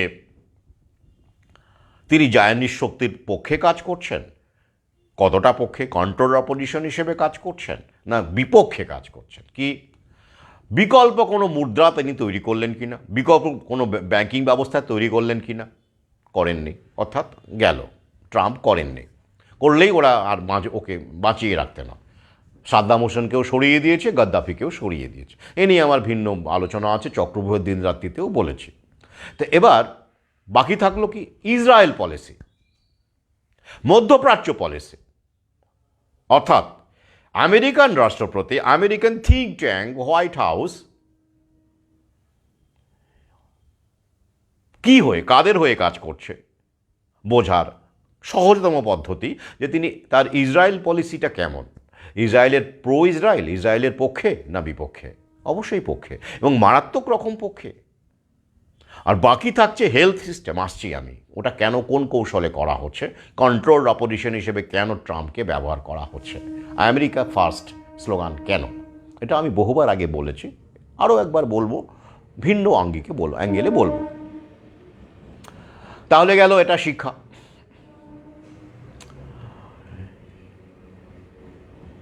ভারতবর্ষে দিচ্ছে। এছাড়া আরেকটা ইন্টারেস্টিং জায়গা, ট্যারিফ। ট্রাম্প ইতিমধ্যেই জানিয়ে দিয়েছে যে পাল্টা ট্যারিফ নীতি, অর্থাৎ যে দেশ যত ট্যারিফ চাপাচ্ছে আমেরিকান পণ্যের ওপরে, আমেরিকাও পাল্টা ট্যারিফ দিয়ে তাদেরকে শায়েস্তা করবে। অর্থাৎ ভারত যদি আমেরিকা থেকে আসা পণ্যের ওপরে 10% ট্যারিফ চাপায়, আগে হয়তো কম ছিল বা এরকমই ছিল, আমেরিকা দেখা গেল ভারত থেকে আমেরিকায় যে পণ্য যাচ্ছে সেখানে দেখা গেল আমেরিকা 5% চাপাতো, ধরা যাক। এবার ভারত যেহেতু 10% চাপাচ্ছে, আমেরিকাও 10% বা তার বেশি চাপাবে, পরিষ্কার কথা। এটাই খুব সংক্ষেপে। তো বেশিরভাগ আমেরিকান পণ্য ভারতে যেটা আসে সেটা মোটামুটি ভারতের 75% ক্ষেত্রেই 5% ট্যারিফ থাকে। তো কোনো কোনো ক্ষেত্রে 10-11%ও থাকে। আগে অনেক ক্ষেত্রে 13% ছিল। সেটাকে গত বাজেটে আমরা দেখতে পেলাম যে মোদি এমনটা অনুমান করেছিলেন, মানে আমাদের যারা থিঙ্ক ট্যাঙ্ক যতটুকু আছে আর কি, সবই তো জায়নিস্টদের, তো তারা এই কারণে 13 থেকে 11% পর্যন্ত নামিয়েছিলেন ট্যারিফটা, যতদূর আমি জানি। তো যাই হোক, ট্রাম্প এরকম একটা ঘোষণা করেছেন। এখনও সরাসরি ভারতের ওপর কী এফেক্ট পড়বে সেটা জানা যাচ্ছে না, আগামীতে জানা যাবে।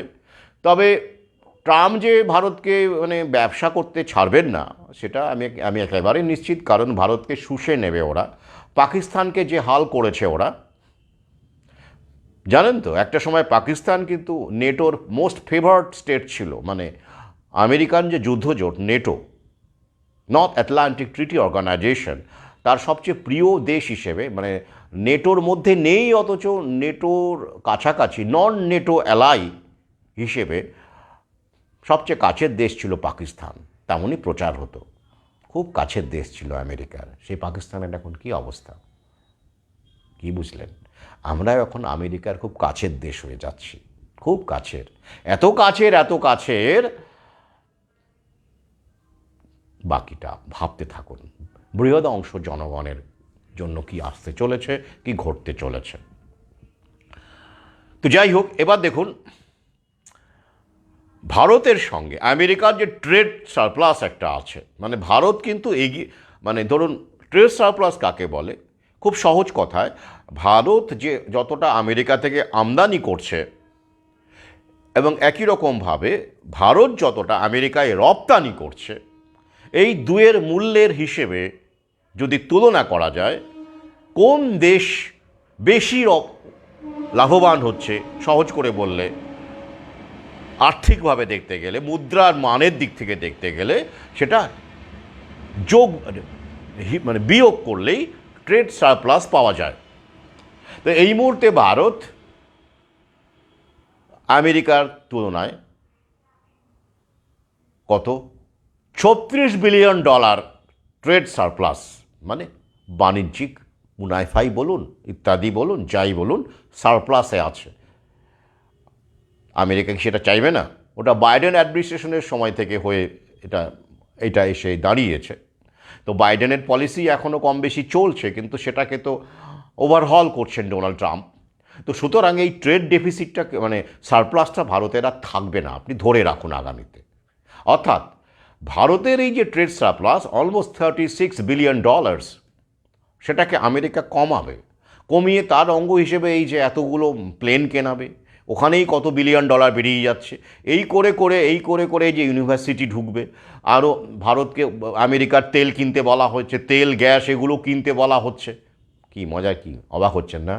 এদিকে বলা হচ্ছে যে ফসিল ফুয়েল বিপজ্জনক, ফসিল ফুয়েল পরিবেশ দূষণ করছে, ছি, এখন সব ব্যাটারি কার হবে, নতুন তাপবিদ্যুৎ কেন্দ্র ভারত আর তৈরি করতে পারবে না, কয়লা থেকে উৎপন্ন তাপবিদ্যুৎ চীন পারবে। চীন তো একটার পর একটা কয়লার প্ল্যান্ট করেই চলেছে, থার্মাল পাওয়ার, যেটা আমি আগের ভিডিওতে বলেছি অনেকবার। ভারত পারবে না কেন? প্রশ্ন করবেন না, কেন পারবে না? কিন্তু তেল কিনতে হবে আমেরিকা থেকে, তেল কিনতে হবে, গ্যাস কিনতে হবে। তো সেটা কাদের জন্য কিনবে? আমাদের জনগণের কাজে লাগবে। হ্যাঁ, এখনও কিছুদিন পেট্রোল ডিজেলের গাড়ি চলতে পারে, কিন্তু সেটা তো আস্তে আস্তে ফেজ আউট করবে। কিন্তু ব্যাটারি চার্জ করবে কিসে আপনারা? ব্যাটারি যে চার্জ হবে গাড়ির, সেটা তো আলটিমেটলি যে বিদ্যুৎটা সেটা তো আসবে কোথা থেকে? সেই ফসিল ফুয়েল থেকে, তাই নয় কি? তো অর্থাৎ এইগুলো ভোগ করবে আমাদের যে ইন্ডাস্ট্রি আছে, তাদের তো তেলের দরকার হয়, তাদের তো ফসিল ফুয়েলের দরকার হয়, তাদের তো কয়লা দরকার হয়। এই যে আদানি বাংলাদেশে বিদ্যুৎ পাঠাচ্ছে, বিক্রি করছে, সেখানে কি বিদ্যুৎটা কোত্থেকে তৈরি হচ্ছে? কয়লা থেকেই তৈরি হচ্ছে, থার্মাল পাওয়ার প্ল্যান্ট। তাহলে কয়লাটা ওরা ব্যবহার করবে। আপনি রান্না মানে দুটো রুটি ভেজে রাস্তার পাশে কয়লা ব্যবহার করে দুটো ইনকাম করবেন, পরিবারকে খাওয়াবেন, তা চলবে না। আপনি পরিবেশ দূষণ করবেন তখন। তখন আপনি পরিবেশ দূষণ করবেন, অর্থাৎ মাইক্রো স্কেলে ফসিল ফুয়েলের ব্যবহার ওরা নিষিদ্ধ করতে চলেছে। সেই স্টেপগুলো আপনারা জানেন শুরু হয়ে গেছে বিভিন্ন এলাকায় বিভিন্নভাবে হকার উচ্ছেদের মাধ্যমে। 2030-এর মধ্যে পুরো ওরা ইমপ্লিমেন্ট করবে, অন্তত শহরগুলোতে। কিন্তু ম্যাক্রো লেভেলে ইন্ডাস্ট্রিয়ালিস্ট থেকে শুরু করে কর্পোরেট সবাই ফসিল ফুয়েল ব্যবহার করবে। অর্থাৎ প্রাকৃতিক যে সম্পদ সেটা আমাদের হাত থেকে কেড়ে নিয়ে, গরিব মানুষ মধ্যবিত্তের হাত থেকে কেড়ে নিয়ে প্রাকৃতিক সম্পদটাকে ওরা কুক্ষিগত করবে, আর বাকিদেরকে ভাতা দিয়ে কোনো রকম করে, তারপরে তো অত ভাতাও দিতে হবে না, ভাতা নেওয়া কত মানুষ চলে গেল। আপনারা কি জানেন শিক্ষকদের মধ্যে প্রায় দেখলাম প্রায় 100 কত কোটি এরকম একটা অ্যামাউন্ট, 111 কোটি প্রভিডেন্ট ফান্ড জমে আছে, বেনিফিট গ্র্যাচুইটি সব জমে আছে। কেউ ডিম্যান্ড করছে না, মানে কোনো ক্লেম নেই, কোনো ক্লেম নেই। আমি একটা পোস্ট দিয়েছিলাম, এটা আগামীতে বাড়বে এবং সরকার বলে দিয়েছে ক্লেম না করলে টাকাগুলো তারা সরকারিভাবে অন্য কাজে ব্যয় করবেন।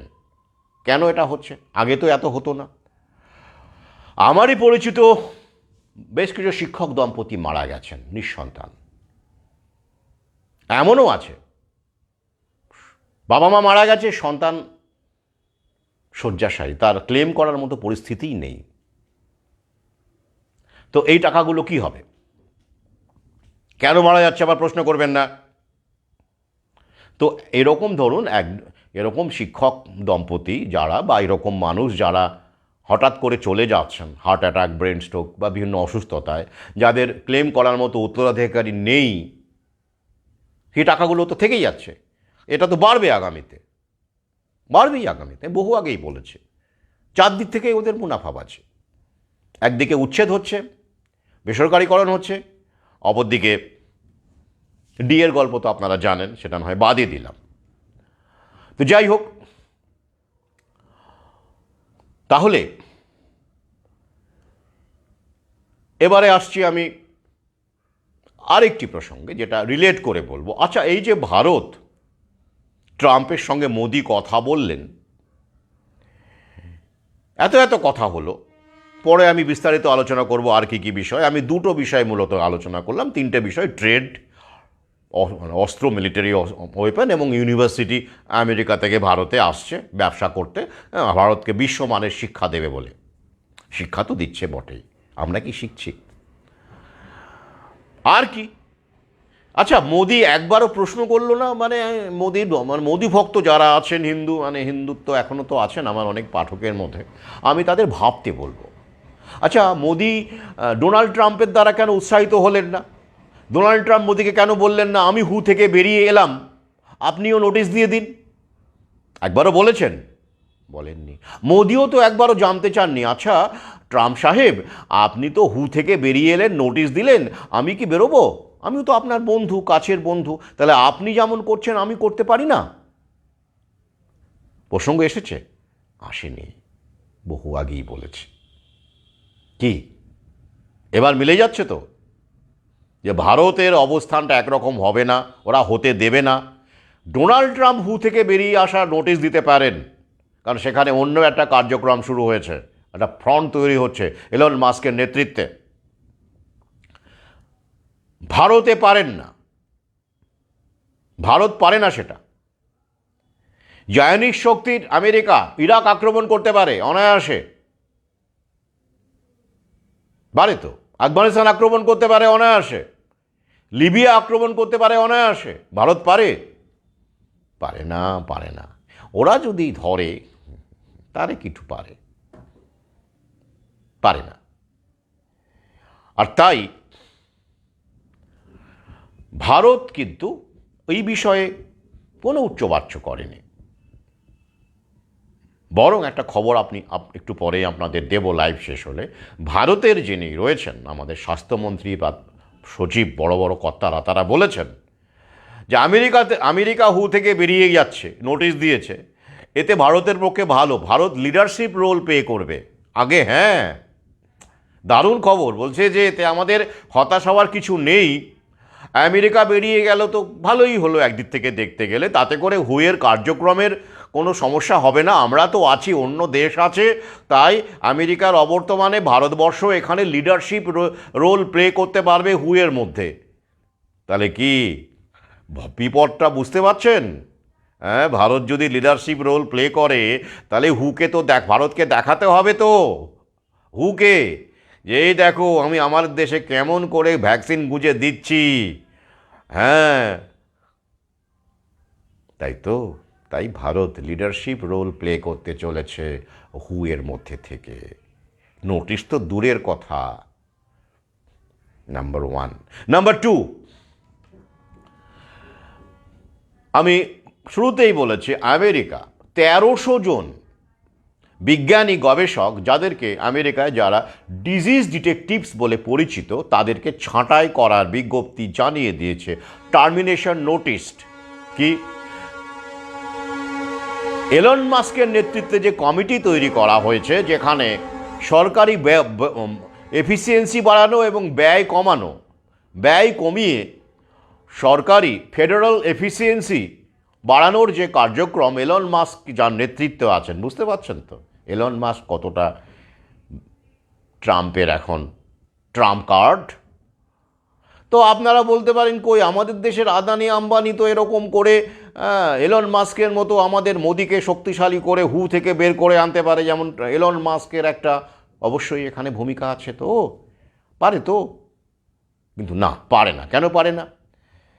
এলন মাস্ক আর আদানি আম্বানির মধ্যে ফারাক আছে। আমাদের দেশের বুর্জোয়ারা, এনে নিয়ে পরে স্টাডি করবো, কম্প্রাডোর বুর্জোয়া, মানে স্বাধীন বুর্জোয়া কিন্তু কেউ নয়, টিকিটা ওখানেই বাঁধা আছে। তাই ওরা যতটা বোল্ডলি সিদ্ধান্ত নিতে পারে, জায়নিস্ট শক্তি ওদেরকে যতটা রুম দেয়, এলবো রুম দেয়, স্বাধীনভাবে কাজ করার ক্ষমতা দেয়, ওদের ডাইরেক্ট বুর্জোয়াদের, ডাইরেক্ট যারা বিল গেটস বলুন, এলন মাস্ক বলতে, তো ডাইরেক্ট। আর আমাদের যতই 1 নম্বর ধনী, 2 নম্বর 3 নম্বর ধনী হোক না কেন, এরা কম্প্রাডোর বুর্জোয়া। এই কম্প্রাডোর বুর্জোয়া কি ইত্যাদি ইত্যাদি এ নিয়ে পরে আলোচনা করব। মানে এক কথায় ধরে রাখুন যে এরা হচ্ছে ওই প্লেয়িং সেকেন্ড ফিডল। যেমন ওই ক্ষেত্রে মোদি ট্রাম্পের সেকেন্ড ফিডল, এরাও তেমনি এলন মাস্কের বিল গেটসের সেকেন্ড ফিডল। মানে ওরাই প্রথম বাঁশি বাজাচ্ছে আর আমাদের সব আদানি আম্বানি তালে তালে সুর মেলাচ্ছে। তাই ওই রকম আমাদের দেশে হওয়ার কোনো প্রশ্নই আসে না। আপনি কখনো দেখেছেন এলন মাস্ক যেমন সরাসরি রাজকার্যে অংশগ্রহণ করছে, কমিটির মধ্যে থেকে ঢুকে গেছে, মার্কিন যুক্তরাষ্ট্রের কমিটির মধ্যে ঢুকে গেছে, আমাদের দেশে এরকম কোনো শিল্পপতি পাবেন? সুবিধে নেবে, তারা পলিসি তৈরি করে জনগণকে শোষণ করবার জন্য, এক্সপ্লয়েট করবার জন্য, এটা পরে অবশ্যই, কিন্তু ওইরকম ভূমিকায় আপনি পাবেন না সরাসরি কমিটির হেড। তো যাই হোক, এই যে 1951 সালে এই ডিপার্টমেন্টটা তৈরি করা হয়, এক কথায় যাকে বলা হয় ডিজিজ ডিটেকটিভ, অর্থাৎ শুকে শুকে, মানে রোগ খোঁজার গোয়েন্দা। এরা আমেরিকার বিভিন্ন রকম বড় বড় চিকিৎসক, স্বাস্থ্যকর্মী, নার্স, তাদের এফিসিয়েন্সি, তাদের পরীক্ষা নিয়ে তাদেরকে নিয়োগ করা হতো। এবং এদের একটা উল্লেখযোগ্য অংশ সিডিসিতে চাকরি করতো। সিডিসি মানে আপনারা জানেন centre of disease control and prevention, CDC. প্যান্ডেমিকে যাদের একটা বড় ভূমিকা আছে, প্যান্ডেমিকের প্যানিক বিস্তার থেকে শুরু করে বিভিন্ন রকমের ভুলভাল তথ্য দিয়ে মানুষকে বিভ্রান্ত করার ক্ষেত্রে এ নিয়ে সিডিসি কথাটা আমরা জানি, যারা আমরা সহযোদ্ধা। এই সময় সিডিসির অনেক আমরা বিভিন্ন রকম বিষয় শেয়ার করেছি, তাদের ভূমিকার কথা বলেছি, ভিডিওতে বলেছি, দেখেছি, আমরা জানি।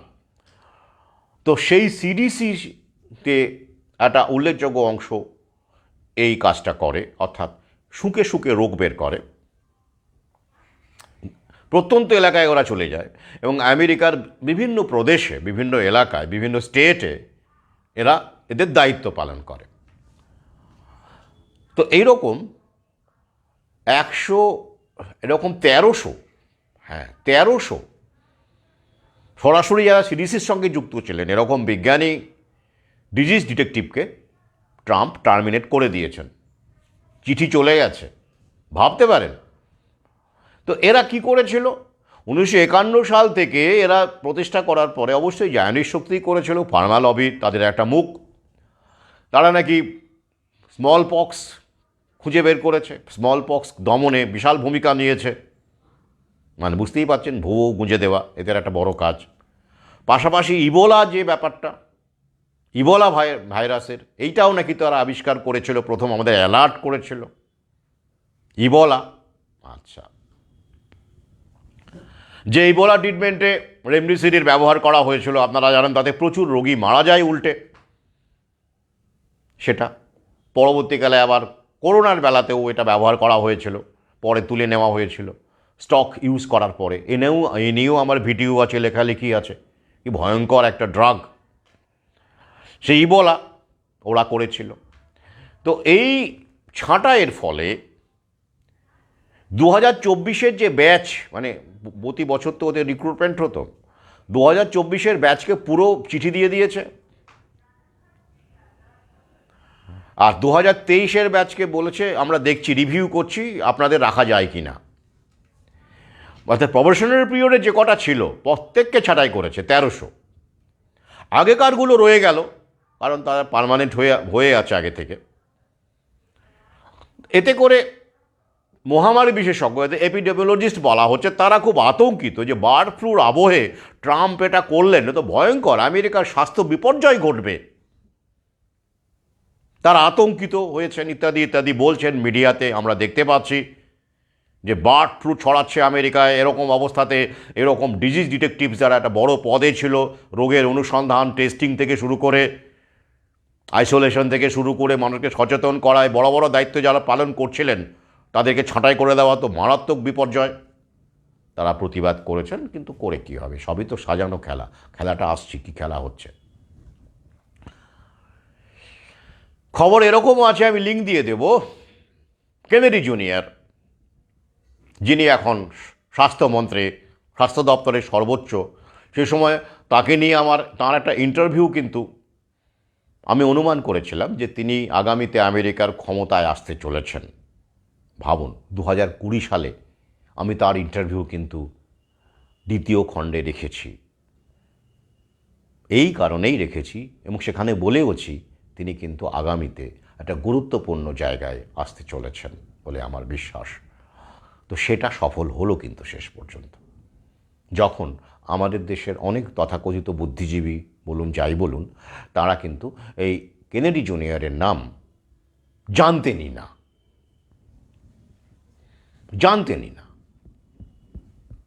এখন জানছেন। ডোনাল্ড ট্রাম্পের মন্ত্রিসভায় একটি উজ্জ্বলতম মুখ হিসেবে জানছেন। তো সেই কেনেডির কথাও এই খবরে বলা আছে। সেখানে খবরে কি বলা হচ্ছে? কেনেডি অ্যান্টিভ্যাক্স, তাই বলা হচ্ছে, আমরাও তাই জানি। আবার কি, সেখানে নাকি তিনি বলেছেন যে এই মহামারী বিশেষজ্ঞ ডিজিজ ডিটেকটিভসদের তিনি দুচক্ষে দেখতে পারেন না। আমেরিকার এগুলো একদমই দরকার নেই। এসব সংক্রমণের গল্প অনেক হয়েছে। ক্রনিক ডিজিজ নিয়ে মানুষকে ভাবতে হবে, আমেরিকার হেলথকে নতুনভাবে ঢেলে সাজাতে হবে, তাই এদের একদমই দরকার নেই। শুধু তাই নয়, আমি লিঙ্কটা দিয়ে দেবো, শেষ অংশটা পড়বেন। সেখানে বলা হচ্ছে খুব উদ্বেগের কথা এবং চিন্তার কথা, সেটাও মেইনস্ট্রিম মিডিয়ায় খবর হচ্ছে, কিন্তু কি এই কেনেডি জুনিয়র সাফ জানিয়ে দিয়েছেন, আমেরিকান ডোনাল্ড ট্রাম্পের মন্ত্রিসভার স্বাস্থ্যের সর্বোচ্চ পদ যিনি দখল করে আছেন, তিনি জানিয়েছেন তিনি মনে করেন না জাম রোগ সৃষ্টি করে। যেটা আমরা বলি, আমার একটা ভিডিও আছে দেখবেন ইউটিউবে, জীবাণু কি সত্যিই রোগ সৃষ্টি করে? এটাই কি একমাত্র সত্য, না আড়াল করা হয়? আমাদের শরীরের ইমিউন সিস্টেম, ইমিউনিটি এগুলো কোনো ম্যাটার করে না? তাহলে সবার কেন রোগগ্রস্ত হয় না একই সময় একই পরিবারের?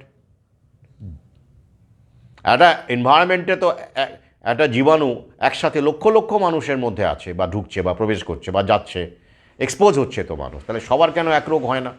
যদি জীবাণুই রোগ সৃষ্টি করতে পারে, জামই যদি রোগ সৃষ্টি করতে পারে। এই জাম থিওরি নিয়েও কিন্তু আমাদের প্রশ্ন আছে। আমরা জানি আমাদের সহযোদ্ধা এই নিয়ে, যারা আমার চ্যানেলে নতুন আসছেন তারা অবশ্যই ইউটিউবে ওই ভিডিওটি দেখবেন। জীবাণুই কি রোগ সৃষ্টি করতে পারে? তো সেই ব্যাপারটা এই কেনেডি জুনিয়র সাব জানিয়েছেন। তিনি বিশ্বাস করছেন না যে জীবাণু রোগ সৃষ্টি করতে পারে। ইন্টারেস্টিং না? শুধু তাই নয়, তিনি যেটা আমি অমৃতস্বরপত্রা 2য় খণ্ডে 2020 সালে লিখেছিলাম তথ্যসহ, যে এইচআইভি কি এইডস তৈরি করতে পারে আদৌ? কোনো, সেটা কি সত্যি সত্যিই ঘটনা, সত্যিকারের ঘটনা? এইডস যেটা প্রচারে আসে, আমাদেরকে ভয় দেখানো হয়, এইচআইভি এইডস, সেটা কতটা বাস্তব? এই নিয়ে আমার 2য় খণ্ডে কিন্তু ওই চ্যাপ্টারের মধ্যেই বিশদ আলোচনা আছে। তো সেইটাও তিনি প্রশ্ন তুলে দিয়েছেন। হ্যাঁ, মানে আমরা তো মুগ্ধ হয়ে যাচ্ছি যে এতটা মিল আমাদের সাথে। কিন্তু খেলাটা তো এখানেই। কি খেলা?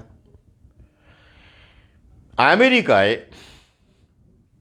জনগণ আমেরিকা ফার্স্ট হিসেবে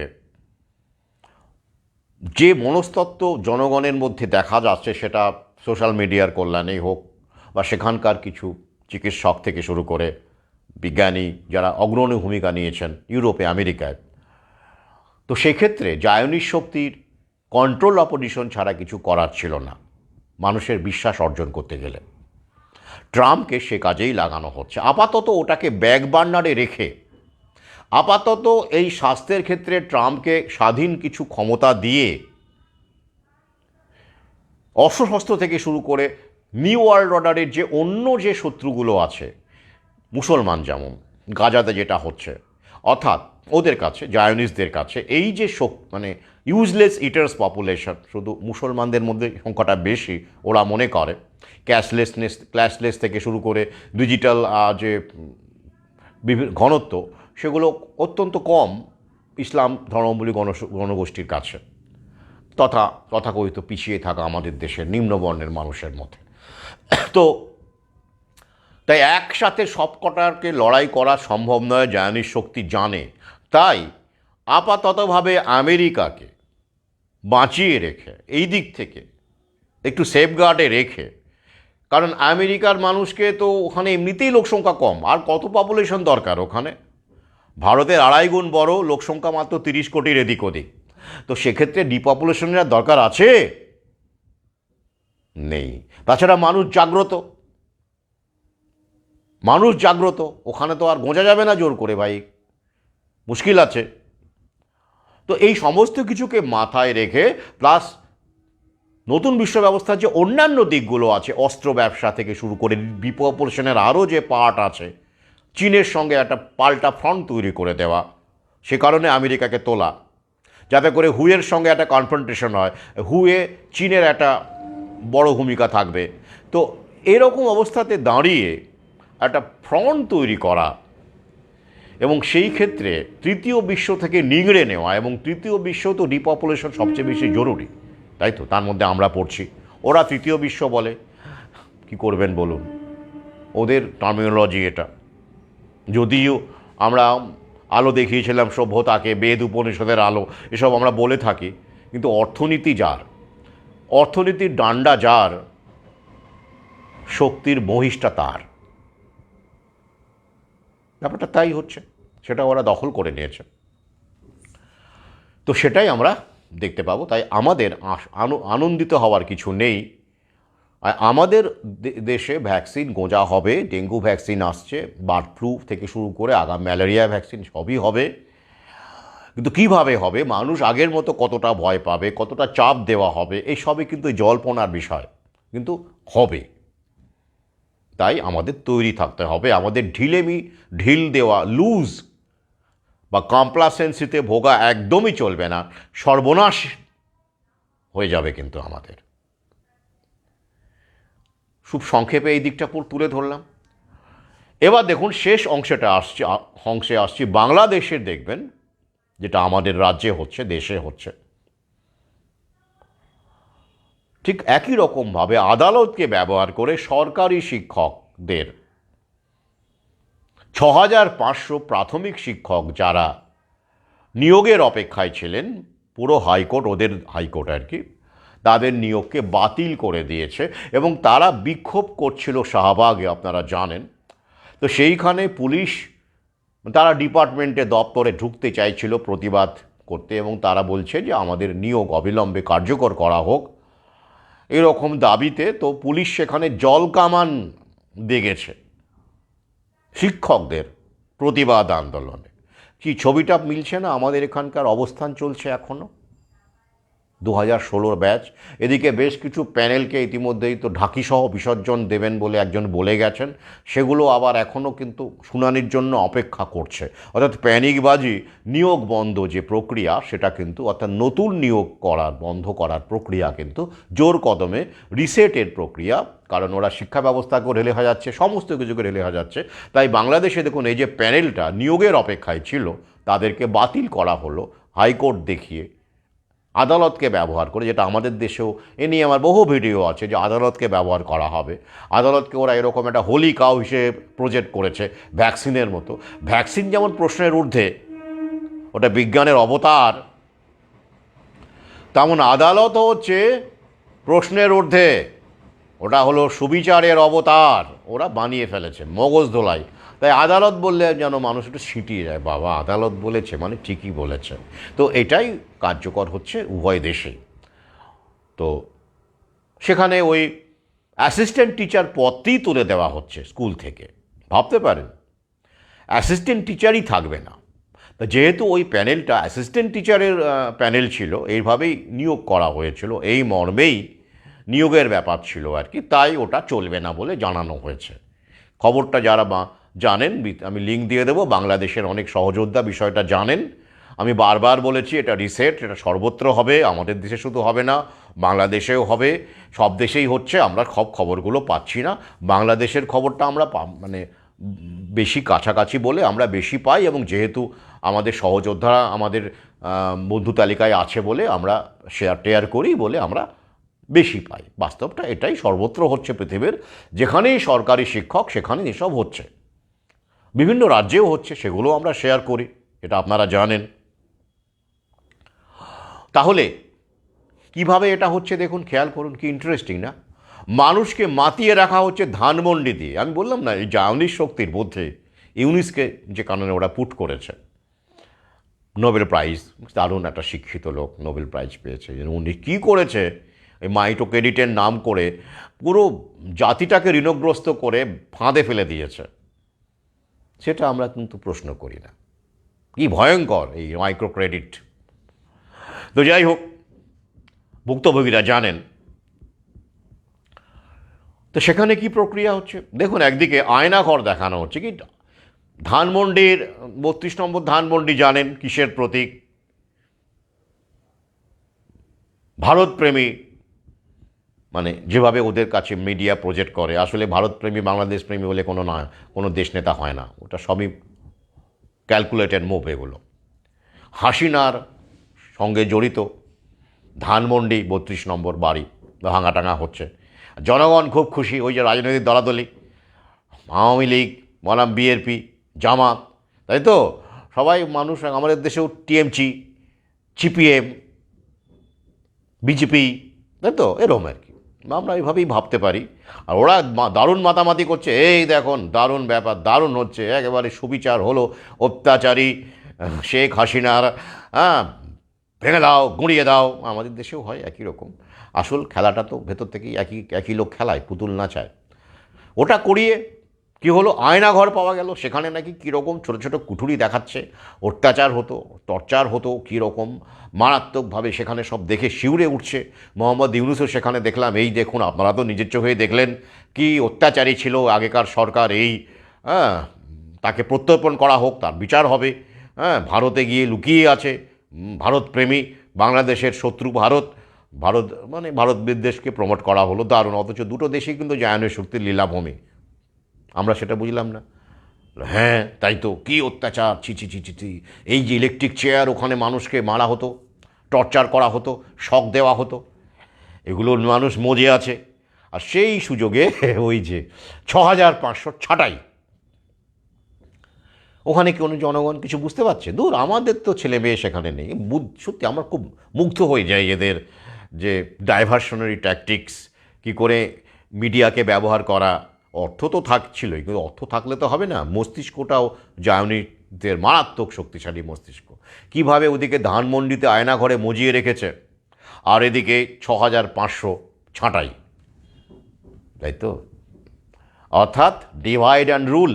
শুধু তাই নয়, আমি আরও একটা ইন্টারেস্টিং ভিডিও দেখলাম বা খবরও পড়লাম যে কোথাকার কোন পার্কে নাকি কাপল, মানে যুগলদের আর কি, ওই বুঝতেই পারছেন প্রেম টেম এখন সর্বত্রই হয়, তো কাপলদের নাকি আপত্তিকর অবস্থায় ধরাটরা পড়েছে। এবার সেখানে পুলিশ, বাংলাদেশের পুলিশ মাইকিং করে জানাচ্ছে, আপনাদের মানে বাবা মাকে জানানো হবে, মেয়েদের ক্ষেত্রে বিশেষ করে, আপনারা কি করছেন, এগুলো অসভ্য আচরণ করছেন, অমুক তমুক, বাবা মাকে জানাবো আমরা, বাবা মাকে ফোন করুন। তারপরে সেই জরিমানা টরিমানা দিয়ে, হ্যাঁ, এই সব অশ্লীলতা, এইসব, হ্যাঁ, এগুলো তো মানে চলবে না আমাদের এখানে। ব্যাস, সঙ্গে সঙ্গে অনেকে ভিডিও শেয়ার করে বলছে, এই তো চাই বাংলাদেশ পুলিশ, এইবার বাংলাদেশ ইসলামিক রাষ্ট্র হবে ইনশাআল্লাহ। কি হয়েছে, করছে এসব, হ্যাঁ, বাবা মাকে ফোন করতে হবে, নারীরা এসব করছে, কী খুশি, হ্যাঁ, দারুণ দারুণ। কি বুদ্ধি, হ্যাঁ, কী বুদ্ধি কাদের, ওদের আর আমাদেরও তো দুটোই হচ্ছে, কী বুদ্ধি। কিন্তু একটা পজিটিভ মানে হাই লেভেলের, আর একটা চরম লো লেভেলের। তো এই ভিডিওগুলো খুব শেয়ার হচ্ছে। আর ইউনুস সাহেব তো অলরেডি মানে ওখানে গিয়ে কাণ্ডকীর্তি যেগুলো শুরু হয়েছে, তো মানে এমন একটা ভাব তৈরি হচ্ছেন, উনি কিন্তু জায়নিস্টদের কাজ করছেন, এদের ছাঁটাই করছেন, আর্থসামাজিক কাজগুলো করছেন, টোটাল কন্ট্রোলের কাজ করছেন, আপনারা জানেন, অনলাইন প্রমোশন করছেন, সমস্ত কিছু করছেন। আর মানুষকে কোন দিকে মজিয়ে রেখেছেন, ওই যে ধানমন্ডির বাড়ি ভাঙা হলো, আর কোন দিকে মজিয়ে রেখেছেন, ওই যে কাপলদের ধরা হচ্ছে কোন পার্কে প্রেম করতে গেছিল, এটা ইসলামে হারাম, হারাম, এভাবে বিয়ের আগে প্রেম টেম করা যাবে না, চুমুটুমু খাওয়া যাবে না, এটা হারাম, তাই পুলিশ ধরেছে। আর সঙ্গে সঙ্গে মোটা মাথার সব লোকজন, ধম্মকর্ম যারা ভালোবাসে, তারা মনে করে এটাই ধম্মকর্ম, তারা মূল বিষয়টা না বুঝে এগুলো যে আইওয়াশ, হ্যাঁ হ্যাঁ, আলটিমেটলি মানুষের নজর ঘুরিয়ে দেওয়ার জন্য, সেটা না বুঝে বললে এই ইনশাআল্লাহ এইবার বাংলাদেশ ইসলামী রাষ্ট্র হবে। যেমন করে আমাদের দেশের মুরগিন্দু, আমি এদের মুরগিমান বলি, মানে মুসলমান না, মুরগিমান, আর হিন্দুকে বলি মুরগিন্দু, মানে মুরগিযুক্ত হিন্দু, মুরগিন্দু। মুরগিন্দুরা ভাবছে এই তো ভারত এবার হরা হরা মহাদেব, হরা হরা মহাদেব, হিন্দু রাষ্ট্র হবে, হিন্দু রাষ্ট্র হবে, হরা হরা মহাদেব। একই কায়দা, ওখানেও একরকম কায়দা চলছে, ভারত বিদ্বেষ করা এবং তথাকথিত হিন্দু বিদ্বেষ তৈরি করা, প্রমোট করছে ওরা মিডিয়াকে দিয়ে, রাজনৈতিক দলকে দিয়ে। আর আমাদের এখানেও রাজনৈতিক দল আছে, মুখপত্র আছে, বিভিন্ন রকম দল আছে, নেতা আছে, তারাও দেখবেন বিভিন্ন রকমের ভুলভাল সব বিভিন্ন ফেক খবর শেয়ার করছে, শেয়ার করে মুসলমানদের বিরুদ্ধে অপপ্রচার চলছে। আমাদের ওখানেও হিন্দুদের বিরুদ্ধে অপপ্রচার চলছে, বিভিন্ন রকমের একটা গড্ডলিকা, মানে সবাইকেই দাগিয়ে দেওয়া হচ্ছে। এদিকে মুরগিমান মুরগিন্দু একে অপরকে গালিগালাজ করছে, খিস্তি দিচ্ছে, আর জায়নিস্টরা তাদের চক্রটাকে, জালটাকে আরও বেশি করে ছড়িয়ে দিচ্ছে। এই তো হচ্ছে। আশার কথা যে আমার পাঠক সহযোদ্ধারা উপলব্ধি করছেন, বেশিরভাগই উপলব্ধি করছেন, তারা এসব শেয়ার করেন না বা সেসব নিয়ে ব্যস্ত থাকেন না, তারা অফলাইনে অনলাইনে সচেতনতার কাজ চালিয়ে যাচ্ছেন। আমার খুবই আনন্দিত হয়, যে আমি গর্বিত যে এরকম সহযোদ্ধা পাঠক আমি পেয়েছি। বইমেলায় তাদের উপস্থিতি, এখনও তারা যেভাবে কাজ করছেন, আমি বিভিন্ন রকমের তাদের কাছ থেকে ফিডব্যাকগুলো পাই। আমি সত্যি গর্বিত, যে আমি আশাবাদী যে আগামীতে আমরা আরও বাড়বো, আরও ছড়াবো, এবং এই বিষয়গুলো আমরা বুঝতে পারবো যেটা ঘটছে এখন। আজকের মতো বিদায় নেব। বিদায় নেওয়ার আগে আরও একবার বলি, আমার অনেক বেশ কিছু সহযোদ্ধা কলেজ স্ট্রিট থেকে মানে বই না পেয়ে নাকি ফিরে এসছেন এরকম জানা গেছে। তাদের বলি রবিবারে কিন্তু কলেজ স্ট্রিটের বেশিরভাগ দোকানই বন্ধ থাকে। আর আমার বই যেখানে পাওয়া যায়, অ্যালাইড বুকস যে দোকানটা কফি হাউসের সঙ্গে লাগানো প্রায়, সেটিও বন্ধ থাকে। তাই রবিবারে অনুগ্রহ করে যাবেন না কলেজ স্ট্রিটে। আমার বই কেন, কোনো বইয়ের ক্ষেত্রেই আপনার অসুবিধা হবে, অন্য দিন যান, সপ্তাহের সব দিনই খোলা থাকে। সেখানে অ্যালাইড বুকসে গ্রিগরি রাসপুটিনও পেয়ে যাবেন। সব বই এখন যা মোটামুটি আছে সেটা আপনারা জানেন, আমি ছবি পোস্ট করি, সব বই এখন মোটামুটিভাবে পেয়ে যাবেন। আর একটি বিষয়, যারা কুরিয়ারের জন্য আগ্রহী তারা জানাবেন, হোয়াটসঅ্যাপে জানান অথবা ইনবক্সে জানান। আপনাদের বই সংগ্রহ আমার কাছে একটা বড় পবিত্র পদক্ষেপ, কারণ এই লড়াইয়ে এটা একটা বড় যোগদান আমি মনে করি, একটা বড় হাতিয়ার বই আমার কাছে, সেটা বারবার করে বলেছি। তো এই বইমেলাতে বেশ কিছু সহযোদ্ধা সেই নজির স্থাপন করেছেন। তারা নিজেরা বই সংগ্রহ করেছেন, যারা ইতিমধ্যেই করেছিলেন তারা দু একটি বই সহযোদ্ধাদের জন্য রেখে গেছেন, সহযোদ্ধারা সংগ্রহ করেছেন। তো এই ভিডিওর মাধ্যমে আমি আহ্বান করি, আরও একবার আহ্বান করি, এমন কোনো সহযোদ্ধা পাঠক যিনি আমার এই ভিডিওটি এই মুহূর্তে দেখছেন বা শুনছেন, যদি আমার বই পড়ার আগ্রহ থাকে, যে কোনো বই, সেটা গ্রিগরি হতে পারে, স্ট্যাচু হতে পারে, দ্বিতীয় খণ্ড হতে পারে, আমাকে জানান, হোয়াটসঅ্যাপে জানান, মেসেজে জানান, আমি ব্যবস্থা করব। এটা আমার অঙ্গীকার। বাংলাদেশের ক্ষেত্রে পারবো না, কারণ ও দেশে বই সমস্যা। তো সেক্ষেত্রে আমাকে অকপটে জানান আপনার আর্থিক অবস্থা বা কী সমস্যা আছে বা ইত্যাদি আমাকে জানাতে হবে। অবশ্যই আমাকে জানতে হবে, বুঝতে হবে। আচমকা আপনি বললেন, দেখা গেল আপনি আমার বন্ধু তালিকাতেই নেই, ব্যক্তিগতভাবেও চিনি না, এটা তো ছবিও নেই, ফেক প্রোফাইল থেকে অনেকে এরকম বলছেন, সেক্ষেত্রে আমি অবশ্যই এন্টারটেন করব না। তো সেক্ষেত্রে আমার সঙ্গে কথা বলতে হবে, ফোনে কথা বলবো। আর চেনা হলে তো কোনো প্রশ্নই আসে না। যারা আমার সঙ্গে আছেন, দেখেছেন, বইমেলায় এসেছেন অথচ বই সংগ্রহ করেননি, লজ্জায় বলতে পারেননি, ইচ্ছে আছে, এমনও হয়, একটা কুণ্ঠা থাকে, তো সেক্ষেত্রে হোয়াটসঅ্যাপে বলাটা অনেক সহজ। মুখোমুখি বলার চাইতে হোয়াটসঅ্যাপে বলাটা অনেক সহজ, মেসেজে বলাটা অনেক সহজ। তো সেটা করুন, আমি আবার আহ্বান জানাচ্ছি।